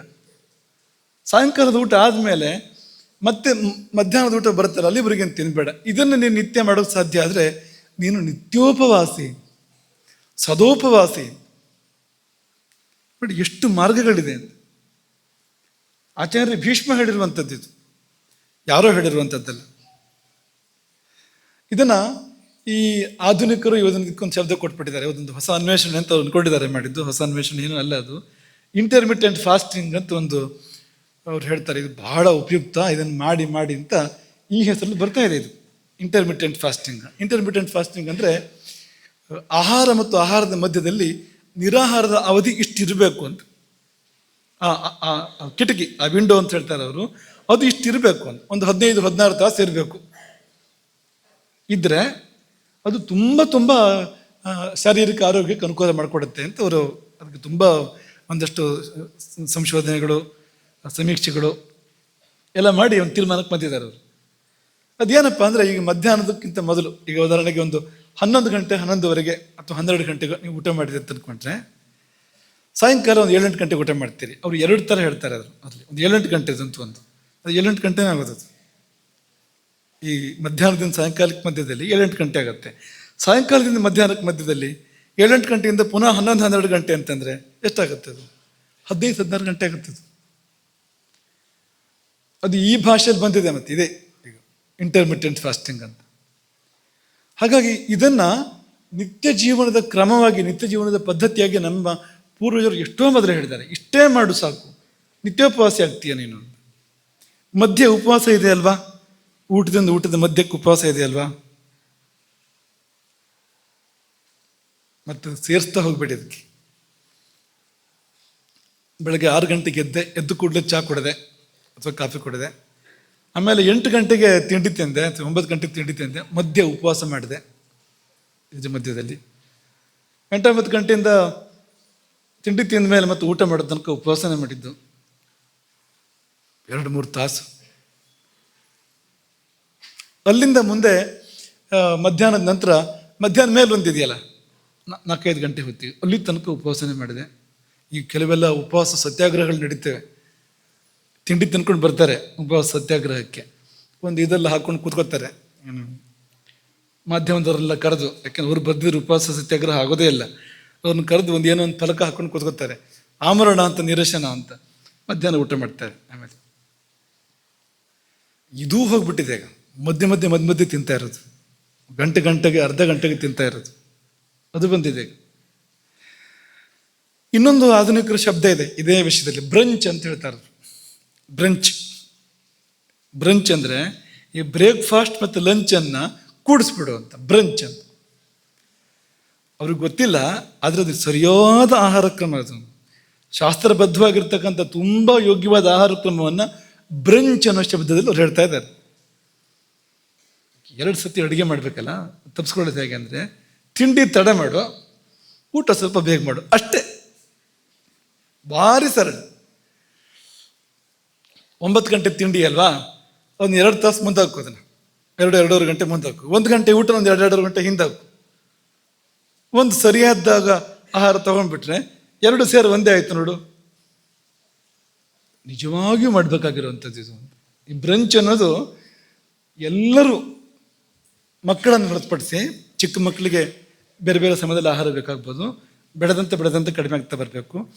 ವಯಸ್ಸಿಗೆ ಬರ್ತಿದ್ದ ಹಾಗೇನೆ ಮಾಡಬೇಕಾಗಿದ್ದು ಯಾವುದು ಅಂದರೆ ಈ ಬ್ರಂಚೇ ಮಾಡಬೇಕಾಗಿರೋಂಥದ್ದು. ನೀವು ಬೇಕಾದ್ರೆ ಅದೇ ಹೆಸರು ಹೇಳೋಕ್ಕೆ ಸಂತೋಷ, ಅದೇ ಹೆಸರು ಹೇಳಿಬೇಕಾರೆ, ಆದರೆ ಮಾಡೋದು ಇದನ್ನು ಮಾಡಿ. ಭೀಷ್ಮರು ಮಹಾಭಾರತ ಹೇಳಿದ್ದಾರೆ. ಎಷ್ಟೋ 1000 ವರ್ಷದ ಹಿಂದೆ ಬಂದುಬಿಟ್ಟಿದೆ ಈ ವಿಷಯ ನಮ್ಮಲ್ಲಿ. ಹಾಗಾಗಿ ಅದೇ ದ್ವಿತೀಯ ಯಾಮ, ಸೂರ್ಯೋದಯದಿಂದ 2ನೇ ಯಾಮದಲ್ಲಿ ಒಂಚೂರು ಮುಂದುವರೆದು ಆಹಾರ ತಗೊಂಡ್ರೆ ತುಂಬ ಅನುಕೂಲವಾಗಿರುವಂಥದ್ದು. ಮಧ್ಯೆ ತಗೋಬಾರ್ದು ಅಂತ. ನಿತ್ಯ ಸಲ್ಲುವ ಸಹಜೋಪವಾಸ ಅದೇ ಏನಂದರೆ, ತಾನಾಗಿ ಸಂಧ್ಯಾಕಾಲ ಬಂದಾಗ ನಾವು ಊಟ ತಿಂಡಿ ಹೊಟ್ಟೆಯಲ್ಲಿ ಏನೂ ಇಲ್ಲದೆ ಇರುವಂತೆ ಮಾಡಿಕೊಳ್ಳುವಂಥದ್ದು. ಇದಿಷ್ಟು. ಇನ್ನು ಅತ್ಯದ್ಭುತವಾದ ಉಪವಾಸ ಇನ್ನೊಂದಿದೆ, ಅದನ್ನು ಪ್ರಾಯೋಪವೇಶ ಅಂತ ಕರೀತಾರೆ. ಪ್ರಾಯೋಪವೇಶ ಅತ್ಯುತ್ಕೃಷ್ಟವಾಗಿರ್ತಕ್ಕಂಥ ಉಪವಾಸದ ಮುಕುಟಮಣಿ. ಎಲ್ಲರೂ ಮಾಡೋಕ್ಕೆ ಸಾಧ್ಯ ಇಲ್ಲ ಇದನ್ನು, ಅಂಥ ದೃಢ ಮನಸ್ಕರು ಮಾತ್ರ ಮಾಡೋಕ್ಕೆ ಸಾಧ್ಯ ಇರೋವಂಥದ್ದು. ಬದುಕು ಸಾಕು ಅಂತ ಅನಿಸಿದಾಗ, ಅಂದರೆ ಬದುಕಿನಲ್ಲಿ ಹತಾಶೆಯಾಗಿ ಅಲ್ಲ, ಜೀವನದಲ್ಲಿ ಸೋತು ಬೇಸತ್ತು ನಿರಾಶೆಯಾಗಿ ಏನೋ ದುಃಖ ಬಂದು ಅಲ್ಲ, ಎಲ್ಲವನ್ನು ಮಾಡಬೇಕಾದ್ದೆಲ್ಲವನ್ನು ಮಾಡಿ ಮುಗಿದ ಮೇಲೆ ಸಾಕು ಅಂತ ಸಂದರ್ಭ ಬಂದಾಗ, ಅಥವಾ ಅಂಥ ವ್ಯಾಧಿ ಬಂದಿದೆ, ಗುಣ ಆಗೋದಿಲ್ಲ, ಮುಪ್ಪು ಬಂದಿದೆ, ಮುಂದಕ್ಕೆ ಪರಾಧೀನಾಗುವಂಥ ಸ್ಥಿತಿ ಇರ್ಬೋದು, ಇಂಥ ಸಂದರ್ಭಗಳನ್ನ ಹೇಳಿದ್ದಾರೆ ಅಂತ. ಅಂಥ ಸಂದರ್ಭಗಳಲ್ಲಿ ಅವನು ದರ್ಭೆಗಳನ್ನು ಹಾಸಿ ಕೂತ್ಕೋತಾನೆ, ಅದ್ರ ಮೇಲೆ ಶುದ್ಧಾಚಮನ ಮಾಡಿ ಸಂಕಲ್ಪ ಮಾಡಿ ಕೂತ್ಕೋತಾನೆ. ಮತ್ತೆ ಆಹಾರ ಮುಟ್ಟೋದಿಲ್ಲ ಅವನು, ಹಾಗೆ ದೇಹತ್ಯಾಗ ಮಾಡ್ತಾನೆ. ಇದನ್ನು ಜೈನರು ಸಲ್ಲೇಖನ ವ್ರತ ಅಂತ ಹೇಳ್ತಾರೆ. ಜೈನರಲ್ಲಿ ಕೂಡ ಇದೆ. ಜೈನರಿಗಿಂತ ಸಾಕಷ್ಟು ಎಷ್ಟೋ ಮೊದಲೇ ನಮ್ಮಲ್ಲಿ ಸನಾತನ ಧರ್ಮದಲ್ಲಿ ಇದನ್ನು ಪ್ರಾಯೋಪವೇಶ ಎಂಬ ಭಾಷೆಯಲ್ಲಿ ಕರೆದಿದ್ದಾರೆ. ಇದೊಂದು ಅದ್ಭುತವಾಗಿರುವಂಥ ವ್ರತ. ಯಾಕೆಂದರೆ ಅಗ್ನಿ ಸುಡ್ತಾ ಪಾಪಗಳನ್ನು ಸಂಪೂರ್ಣ ನಿಷ್ಪಾಪ ಅಂತ ಮಾಡಿ ಆಮೇಲೆ ಪ್ರಾಣ ಹೋಗುವಂಥದ್ದು. ಪ್ರಾಣ ಹಾಗೆ ಹೋಗ್ಬಿಡೋದಿಲ್ಲ, ಅವನು ಪರಮಗತಿಯನ್ನೇ ಹೊಂತಾನೆ ಹೊರತು ಅವನು ಬೇರೆ ಏನೂ ಆಗೋದಿಲ್ಲ, ದುರ್ಗತಿಯನ್ನು ಹೊಂದೋದಿಲ್ಲ ಅವನು. ಗರುಡ ಪುರಾಣ ಹೇಳಿದೆ, ವ್ಯಾಧಿತೋವಾ ಯದಾ ಮರ್ತ್ಯೋ ವೃದ್ಧೋವಾ ಜ್ಞಾನ ಸಂಯುತ. ವ್ಯಾಧಿ ಬಂದಿದೆ, ಗುಣ ಆಗೋದಿಲ್ಲ, ಅದು ಅಸಾಧ್ಯ ವ್ಯಾಧಿಗಳು ಅಂತ ಹೇಳ್ತಾರೆ ಆಯುರ್ವೇದದಲ್ಲಿ. ಚಿಕಿತ್ಸೆನೇ ಮಾಡಬೇಡ ಅಂತ ಹೇಳ್ತಾರೆ ಅದಕ್ಕೆ, ಯಾಕೆಂದರೆ ಅದು ಉಪಯೋಗ ಇಲ್ಲ ಮಾಡಿ, ಔಷಧಕ್ಕೆ ಅಪಚಾರ ಅಂತ. ಅಂಥದ್ದು ಬಂದಾಗ ವೃದ್ಧೋವ ವಾತಕ್ಕೆ ಬಂದಾಗ ಜ್ಞಾನ ಸಂಯುತ ಅಂತ ಸಾಧಿಸ್ಬೇಕಾದನ್ನು ಸಾಧಿಸಿ ಆಯಿತು, ಜೀವನದಲ್ಲಿ ಮಾಡಬೇಕಾದನ್ನು ಮಾಡಿ ಆಯಿತು. ಪಾಂಡವರು ಮಾಡಿದ್ರಲ್ಲ, ಪಾಂಡವರು ಕೊನೆಯಲ್ಲಿ ಮಾಡಿದ್ದೇನು ಅಂದರೆ ಇದನ್ನು ಒಳಗೊಂಡಿರ್ತಕ್ಕಂಥದ್ದು, ನಡ್ಕೊಂಡು ಹೋಗ್ತಾ ಇರುವಂಥದ್ದು. ಅದು ಮಹಾಪ್ರಸ್ಥಾನ ಅಂತಂದರೆ ಕೂತ್ಕೊಳ್ಳೋದಲ್ಲ, ಆದರೆ ಅನ್ನ ನೀರುಗಳಿಲ್ಲ, ಅಲ್ಲಿ ಹೋಗ್ತಾ ಇರುವಂಥದ್ದು ನಡ್ಕೊಂಡು. ದೇಹ ಬಿದ್ದಾಗ ಬಿತ್ತು, ಮುಗೀತು, ಅಲ್ಲಿಗೆ. ಮಾಡಬೇಕಾದನ್ನೆಲ್ಲ ಮಾಡಿದ್ಮೇಲೆ ಮಾಡುವಂಥದ್ದು. ಆಗ ಎಲ್ಲ ಪಾಪಗಳನ್ನು ಅಗ್ನಿ ಸುಟ್ಬಿಡೋದ್ರಿಂದ ಆಹಾರಂ ಸಂತಜೇತ್ ಸಮ್ಯಕ್ ಸಯಾತಿ ಪರಮಾಂ ಗತಿಂ. ಅವನಿಗೆ ಬೇರೆ ಗತಿ ಇಲ್ಲ, ಅವನಿಗೆ ಮುಕ್ತಿಯೇ ಇರುವಂಥದ್ದು ಹೊರತು ಅವನು ದುರ್ಗತಿಯನ್ನು ಹೊಂದೋದಿಲ್ಲ. ಅನೇಕರು ನಮ್ಮ ಪುರಾಣ ಇತಿಹಾಸ ಕಾವ್ಯಗಳನ್ನು ಗಮನಿಸಿದರೆ ಅದು ಎಷ್ಟೋ ಮಂದಿ ಮಹಾತ್ಮರು ಇದನ್ನು ಮಾಡಿದ್ದಾರೆ. ರಾಜರುಗಳು ಕೊನೆಗೆ ಶರೀರವನ್ನು ಹೇಗೆ ತ್ಯಾಗ ಮಾಡಿದ್ದಾರೆ, ರಾಜರುಗಳು ಕೂಡ. ಜೈನ ಮತದಲ್ಲೂ ನಾವು ಕಾಣ್ತೇವೆ, ಚನ್ನಭೈರ ದೇವಿ ಬಗ್ಗೆ ನಾವು ಕೇಳ್ತೇವೆ. ಇಲ್ಲಿ ಸಮೀಪದ ಕಾಳುಮೆಣಸಿನ ರಾಣಿ ಅಂತ, ಆಕೆಯನ್ನು ಕೆಳದಿ ಅರಸರು ಸೆರೆ ಹಿಡಿತಾರೆ. ಅದೇನೋ ಒಂದು ಮೋಸ ನಡೀತು ಅಂತ ಕೂಡ ಹೇಳ್ತಾರೆ. ಅಲ್ಲಿ ಸೆರೆ ಹಿಡಿದು ಅವಳನ್ನ ಸೆರೆಮನೆಯಲ್ಲಿ ಇಡ್ತಾರೆ, ಅಲ್ಲೆಲ್ಲೋ ಕೆಳದಿ ಹತ್ರ ಎಲ್ಲೋ ಸೆರೆಮನೆಯಲ್ಲಿ ಇಡ್ತಾರೆ ಆಕೆಯನ್ನು. ಅದ್ರ ನಂತರ ಅವಳಿಗೆ ಮುಂದೆ ಬದುಕಲೇನೋ ದಾರಿ ಇಲ್ವಲ್ಲ, ಮುಗಿತಲ್ಲ, ಅವಳು ಈ ಸಲ್ಲೇಖನ ವ್ರತದ ಮೂಲಕ ಪ್ರಾಣತ್ಯಾಗ ಮಾಡಿದ್ಲು ಎಂಬುದಾಗಿ ಇತಿಹಾಸ ಹೇಳುತ್ತೆ. ಅಂದರೆ ಅನ್ನತ್ಯಾಗದ ಮೂಲಕ ಪ್ರಾಣತ್ಯಾಗ ಮಾಡಿದಳು. ಇದೆಲ್ಲ ಅಂದರೆ ಜೀವನದಲ್ಲಿ ಹತಾಶೆಗೊಂಡು ಅಂತ ಅನ್ನೋ ರೀತಿಯ ಅರ್ಥದಲ್ಲೆಲ್ಲ ಇದೆಲ್ಲ ಗತಿಯನ್ನು ಕಂಡುಕೊಳ್ಳುವಂಥದ್ದು, ಉನ್ನತವಾಗಿರುವಂಥದ್ದು. ಇವತ್ತಿನ ಕಾನೂನುಗಳು ಬೇರೆ ಇದೆ. ಇವತ್ತಿನ ಕಾನೂನು ಆತ್ಮಹತ್ಯೆ ಮಾಡಬಾರ್ದು ಅಂತ ಹೇಳುತ್ತೆ, ಅದು ಕಾನೂನು ಬಾಹಿರ ಅಂತ ಹೇಳುತ್ತೆ. ಆದರೆ ದಯಾಮರಣ ಅಂತ ಅದ್ರ ಬಗ್ಗೆ ಒಂದು ತುಂಬ ಚರ್ಚೆ ಇದೆ ಇವತ್ತು. ಅಂದರೆ ತುಂಬ ದುರ್ಗತಿಲಿದ್ದಾರೆ ಮತ್ತು ಅವ್ರು ಬದುಕೋಕೆ ಸಾಧ್ಯ ಇಲ್ಲ, ಚಿತ್ರಹಿಂಸೆ ಅನುಭವಿಸ್ತಾ ಇದ್ದಾರೆ. ಅಂದರೆ ಒಂದು ಚುಚ್ಚುಮದ್ದು ಕೊಟ್ಟು ಮುಗಿಸು ಅವ್ರ ಬದುಕನ್ನು ಅಂತ. ಆದರೆ ಅದನ್ನು ಹೇಳಿಲ್ಲ ನಮ್ಮಲ್ಲಿ, ಯಾಕೆಂದ್ರೆ ಚುಚ್ಚುಮದ್ದನ್ನು ಕೊಟ್ಟಾಗ ಏನೇನು ಧಾತು ಪ್ರಕೋಪಗಳು ಏರ್ಪಡ್ಬೋದು ಗೊತ್ತಿಲ್ಲ ಶರೀರದಲ್ಲಿ, ಅವನಿಗೇನು ದುರ್ಗತಿ ಜೀವಕ್ಕಾಗುತ್ತೋ ಗೊತ್ತಿಲ್ಲ. ಅದರಿಂದ ಅದರ ಬದಲು ಅನ್ನತ್ಯಾಗವನ್ನು ಹೇಳಿದ್ದಾರೆ. ಕೆಲವು ತಾನಾಗಿ ಮಾಡಿಬಿಡುತ್ತೆ. ಈಗ ನಮ್ಮ ಪರಂಪರೆಯ 33ನೇ ಗುರುವರಿಯರು, ಅವ್ರ ಹೆಸರು ಕೂಡ ರಾಘವೇಶ್ವರ ಭಾರತಿ ಅಂತಲೇ. ಅವರು ಮುಕ್ತರಾದ ನಂತರ ಅವರು ಏರಿ ಸಂಚಾರ ಮಾಡಿದ ಆನೆ, ಅದಕ್ಕೆ ರಾಮಭದ್ರ ಅಂತ ಹೆಸರು, ಜೀವನ ಇಡೀ ಅದನ್ನು ಏರಿ ಸಂಚಾರ ಮಾಡ್ತಾರೆ ಅವರು. ಆನೆ ಅನ್ನತ್ಯಾಗ ಮಾಡ್ತು, ಆಹಾರ ತ್ಯಾಗ ಮಾಡ್ತು, ಮಾಡಿ ದೇಹತ್ಯಾಗ ಮಾಡ್ತು. ಪ್ರಾಣಿಗಳು ಕೂಡ ಮಾಡ್ತವೆ ಇದನ್ನು. ಎಷ್ಟೋ ಕಡೆ ನಾವು ಕಾಣ್ತೇವೆ, ಪ್ರಾಣಿಗಳು ಅನ್ನತ್ಯಾಗ ಮಾಡಿ ಪ್ರಾಣತ್ಯಾಗ ಮಾಡೋದನ್ನು ಕಾಣ್ತೇವೆ ಅಂತ. ಏನೋ ಒಂದು ಯೋಗ ಕೆಲಸ ಮಾಡ್ತಾ ಇದೆ ಅಂತಲೇ ಅರ್ಥ ಅದಕ್ಕೆ. ಹಾಗಾಗಿ ಈ ಪ್ರಾಯೋಪವೇಶ ಎನ್ನುವಂಥದ್ದು ಸರ್ವೋತ್ತಮವಾಗಿರುವಂಥದ್ದು, ದೇಹತ್ಯಾಗದ ವಿಧಾನಗಳ ಪೈಕಿಯಲ್ಲಿ ಅತ್ಯಂತ ಶ್ರೇಷ್ಠವಾಗಿರುವಂಥದ್ದು. ಆದರೆ ಅಂಥವ್ರು ಮಾಡ್ತಾರೆ ಅದನ್ನು. ಮತ್ತು ಈಗ ಕ್ಷುದ್ರ ಕಾರಣಗಳಿಗೆ ಮಾಡುವಂಥದ್ದಲ್ಲ, ಜೀವನದಲ್ಲಿ ಬೇಸತ್ತು ಆಹಾರ ಬಿಟ್ಟೆ ಅನ್ನೋದಲ್ಲ, ಅದೆಲ್ಲ ಮಾಡುವಾಗ ಮುಕ್ತಿಯ ಸಂಕಲ್ಪದಿಂದ ಮಾಡುವಂಥದ್ದು, ಪರಂಪರೆಯಲ್ಲಿ ಅದು ಇರುವಂಥದ್ದು. ಹಾಗಾಗಿ ಹೀಗೆ ಮುಕ್ತಿಯನ್ನು ಕೂಡ ಅದರ ಜೊತೆಯಲ್ಲಿ ಈ ಉಪವಾಸ ಅನ್ನುವಂಥದ್ದು ಆರೋಗ್ಯವನ್ನು ಕೂಡ. ಸಾಮಾನ್ಯ ಮನುಷ್ಯ ಮಾಡಿದಾಗ ಆಮವನ್ನು ಪರಿಹಾರ ಮಾಡಿ, ಆಮವನ್ನು ದಹಿಸಿ, ಆಮಮ್ಮಿ ಸರ್ವರೋಗಾಣ ಅಲ್ವಾ, ಎಲ್ಲ ರೋಗಗಳಿಗೂ ಆಮವೇ ಮೂಲ, ಆಯುರ್ವೇದ ಸೂತ್ರ.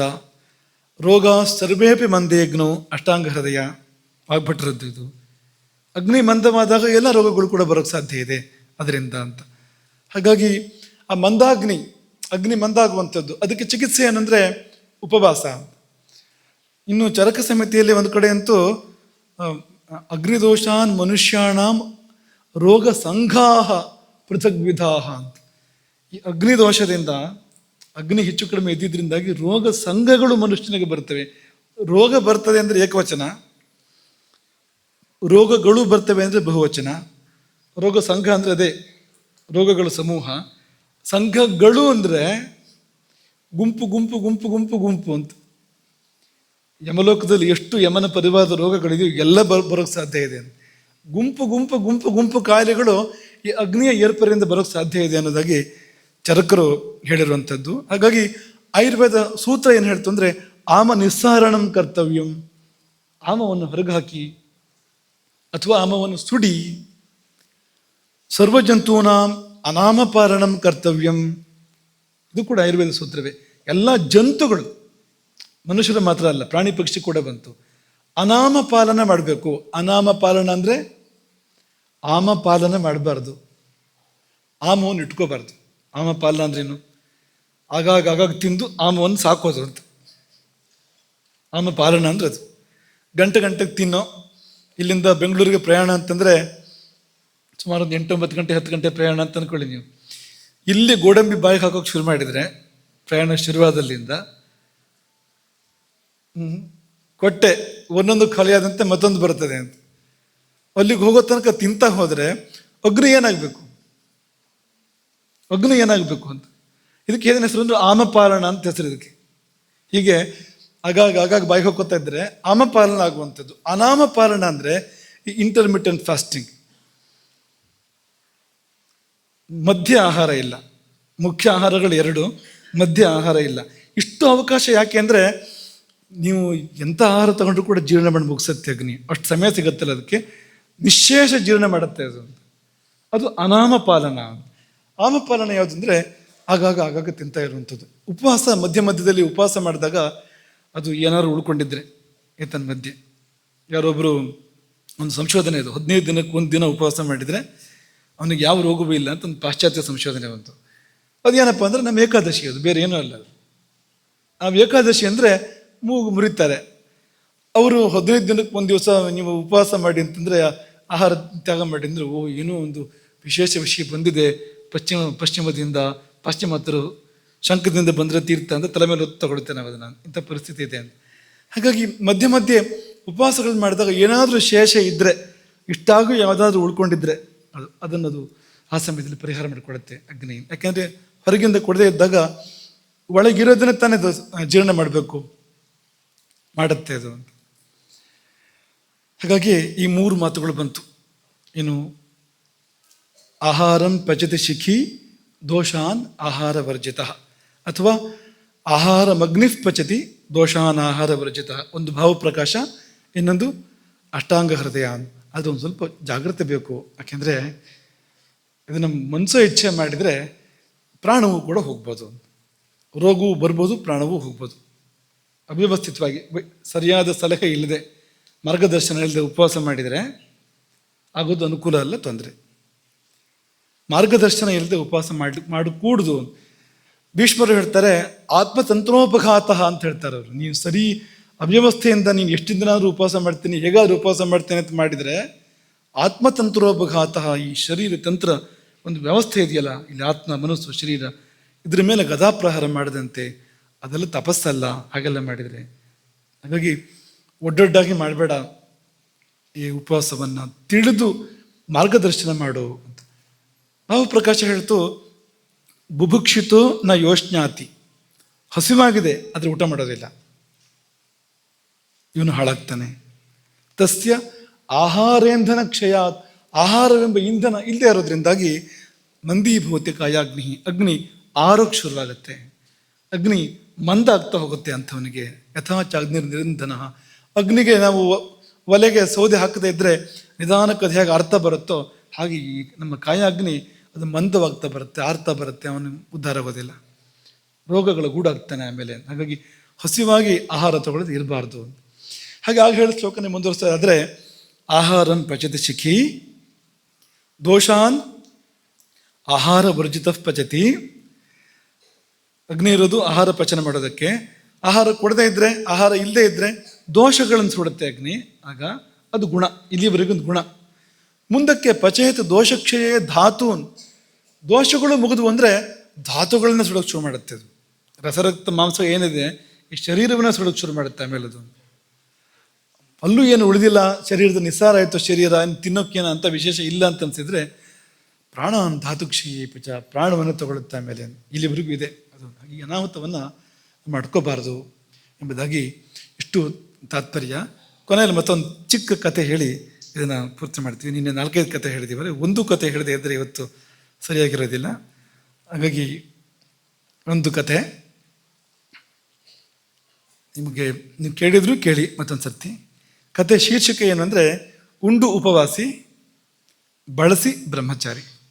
ಈ ಕತೆ ಹೇಳಿದಿದ್ರೆ ಈ ಉಪವಾಸದ ಪಾಠ ಪೂರ್ತಿ ಆಗೋದಿಲ್ಲ. ಹಾಗಾಗಿ ಉಂಡು ಉಪವಾಸಿ, ಪ್ರಾಸ ಬಂತು ನೋಡಿ, ಉಂಡು ಉಪವಾಸಿ ಬಳಸಿ ಬ್ರಹ್ಮಚಾರಿ. ಅದು ಈ ಗೋಪಿಯರ, ಕೃಷ್ಣನ ಮತ್ತು ದೂರ್ವಾಸರ ಕಥೆ. ಇದು ಯಮುನಾ ನದಿ ಈ ಕಡೆ ಕೃಷ್ಣ ಇದ್ದಾನೆ, ಆ ಕಡೆಗೆ ದೂರ್ವಾಸರಿದ್ದಾರೆ. ದೂರ್ವಾಸರು ಬಂದ ಸಮಾಚಾರ ಗೊತ್ತಾಗಿದೆ. ಅಲ್ಲಿಗೆ ದೂರ್ವಾಸರಿಗೆ ಬಾಗಿನ ಕೊಡಬೇಕಾಗಿದೆ, ದೂರ್ವಾಸರಿಗೆ ಪಾರಣೆಯನ್ನು ಮಾಡಿಸ್ಬೇಕಾಗಿದೆ, ಪೂರಿ ಭೋಜನ ಮಾಡಿಸ್ಬೇಕಾಗಿದೆ. ಈ ಕಡೆಯಿಂದ ಎಲ್ಲ ಆಹಾರ ಪದಾರ್ಥಗಳನ್ನು ಸಿದ್ಧಪಡಿಸಿ, ಭಕ್ಷ್ಯ ಭೋಜನಗಳನ್ನು ಸಿದ್ಧಪಡಿಸಿ ತೊಗೊಂಡೋಗಿ ಆ ಕಡೆಗೆ ಕೊಡಬೇಕು, ದೂರ್ವಾಸರಿಗೆ ಕೊಡಬೇಕಲ್ಲ.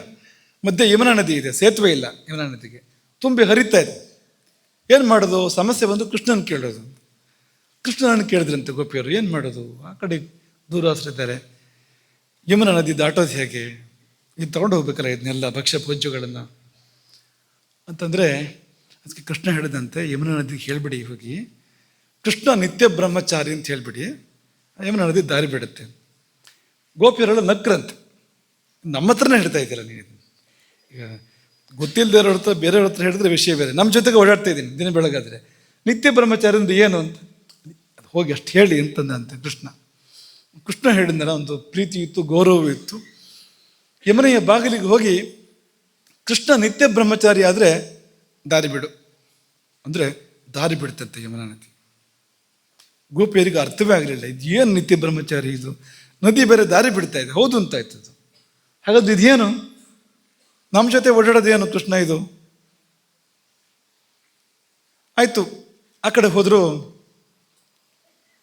ದೂರ್ವಾಸರಿಗೆ ಊಟ ಬಳಸಿದ್ರು.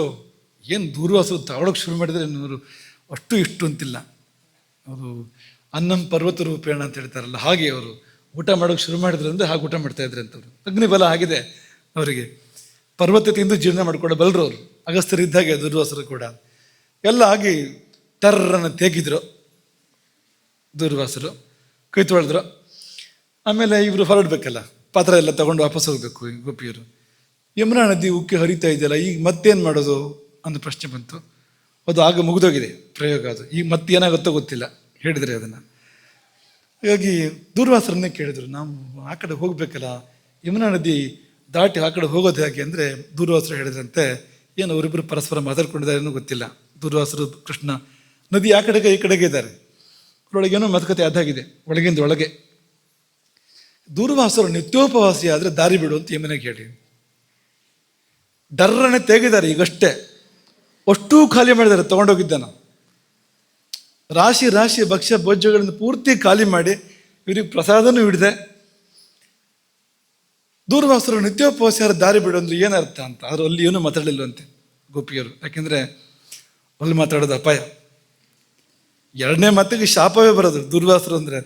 ಕೃಷ್ಣನ ಹತ್ರ ನಡೆಯುತ್ತೆ ಸ್ವಲ್ಪ ಹುಡುಗಾಟ, ಇಲ್ಲ ಹಾಗಲ್ಲ ಅಂತ. ಹಾಗಾಗಿ ತುಟಕ್ ಪಿಟಕ್ ಏನದೆ ಸುಮ್ಮನೆ ಬಂದ್ರಂತೆ. ಅಲ್ಲಿ ಬಂದು ಹೇಳಿದ್ರಂತೆ ಯಮುನೆ ಬಳಿ ಬಂದು, ದೂರ್ವಾಸರು ನಿತ್ಯೋಪವಾಸಿ ಆದರೆ ದಾರಿ ಬಿಡು ಅಂತ. ದಾರಿ ಬಿಡ್ತು ಯಮುನಾ ನದಿ.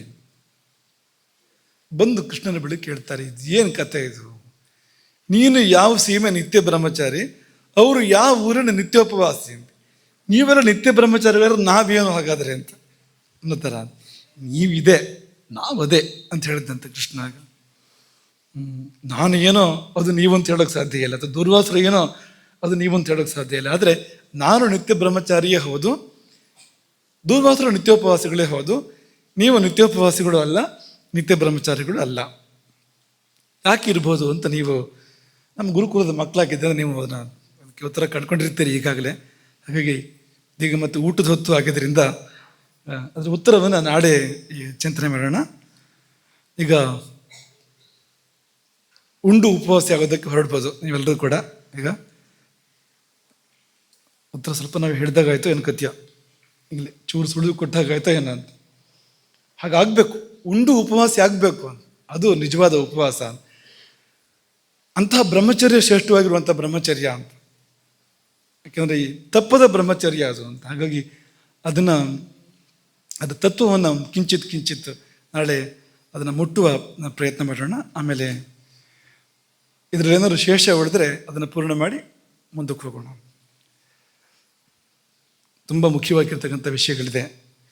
ಈ ಬಂದ ವಿಷಯಗಳು ಕೂಡ ಅತ್ಯಂತ ಮುಖ್ಯವಾದದ್ದೇ. ಹಾಗಾಗಿ ನೀವು ಅದನ್ನು ತುಂಬ ಪ್ರೀತಿಯಿಂದ ಕೇಳಬೇಕು.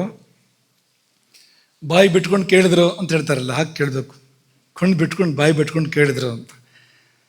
ಅದಕ್ಕೆ ಇಲ್ಲಿ ನೋಡಿದರೆ ಕೆಲವರು ಬಾಯಿ ಬಿಟ್ಕೊಂಡು ಕೇಳಿದ್ದು ಅದು ಆಕಳಿಸಿತ್ತು, ಜೊತೆ ಏನಿಲ್ಲ ಅಂತ ಆಕಳಿಸಿದಾಗ ಬಾಯಿ ಬಿಟ್ಟಿದ್ದು ಅಂತ. ಇದೆಲ್ಲ ಈ ಪ್ರವಚನ ರುಚಿ ಅಂತಲ್ಲ. ಇದು ಈ ಪ್ರವಚನದ ಉದ್ದೇಶ ನಿಮ್ಮ ಮನೋರಂಜನೆ ಅಲ್ಲ, ನಿಮ್ಮನ್ನೆಲ್ಲ ಖುಷಿ ಪಡಿಸೋಕೆ ನಾವು ಮಾಡ್ತಾ ಇರೋದಿಲ್ಲ.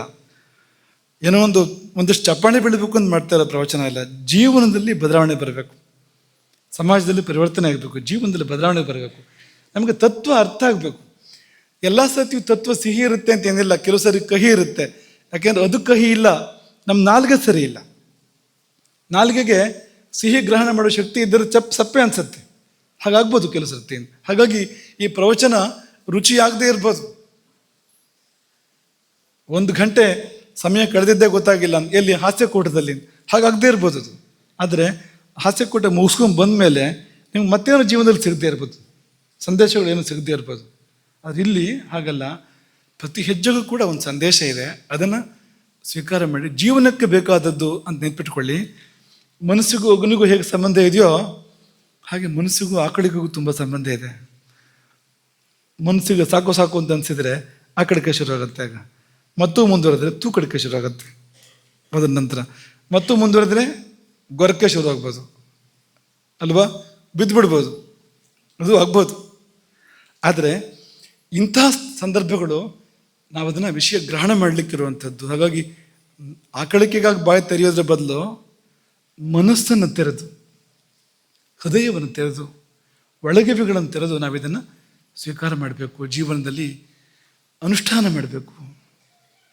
ಹರೇ ರಾಮ. ಗೋಕರ್ಣ ಮಂಡಲಾಧೀಶ್ವರ ಶ್ರೀಮದ್ ಜಗದ್ಗುರು ಶಂಕರಾಚಾರ್ಯ ಶ್ರೀ ಶ್ರೀ ರಾಘವೇಶ್ವರ ಭಾರತೀ ಸ್ವಾಮಿ ಮಹಾರಾಜ್ ಕೀ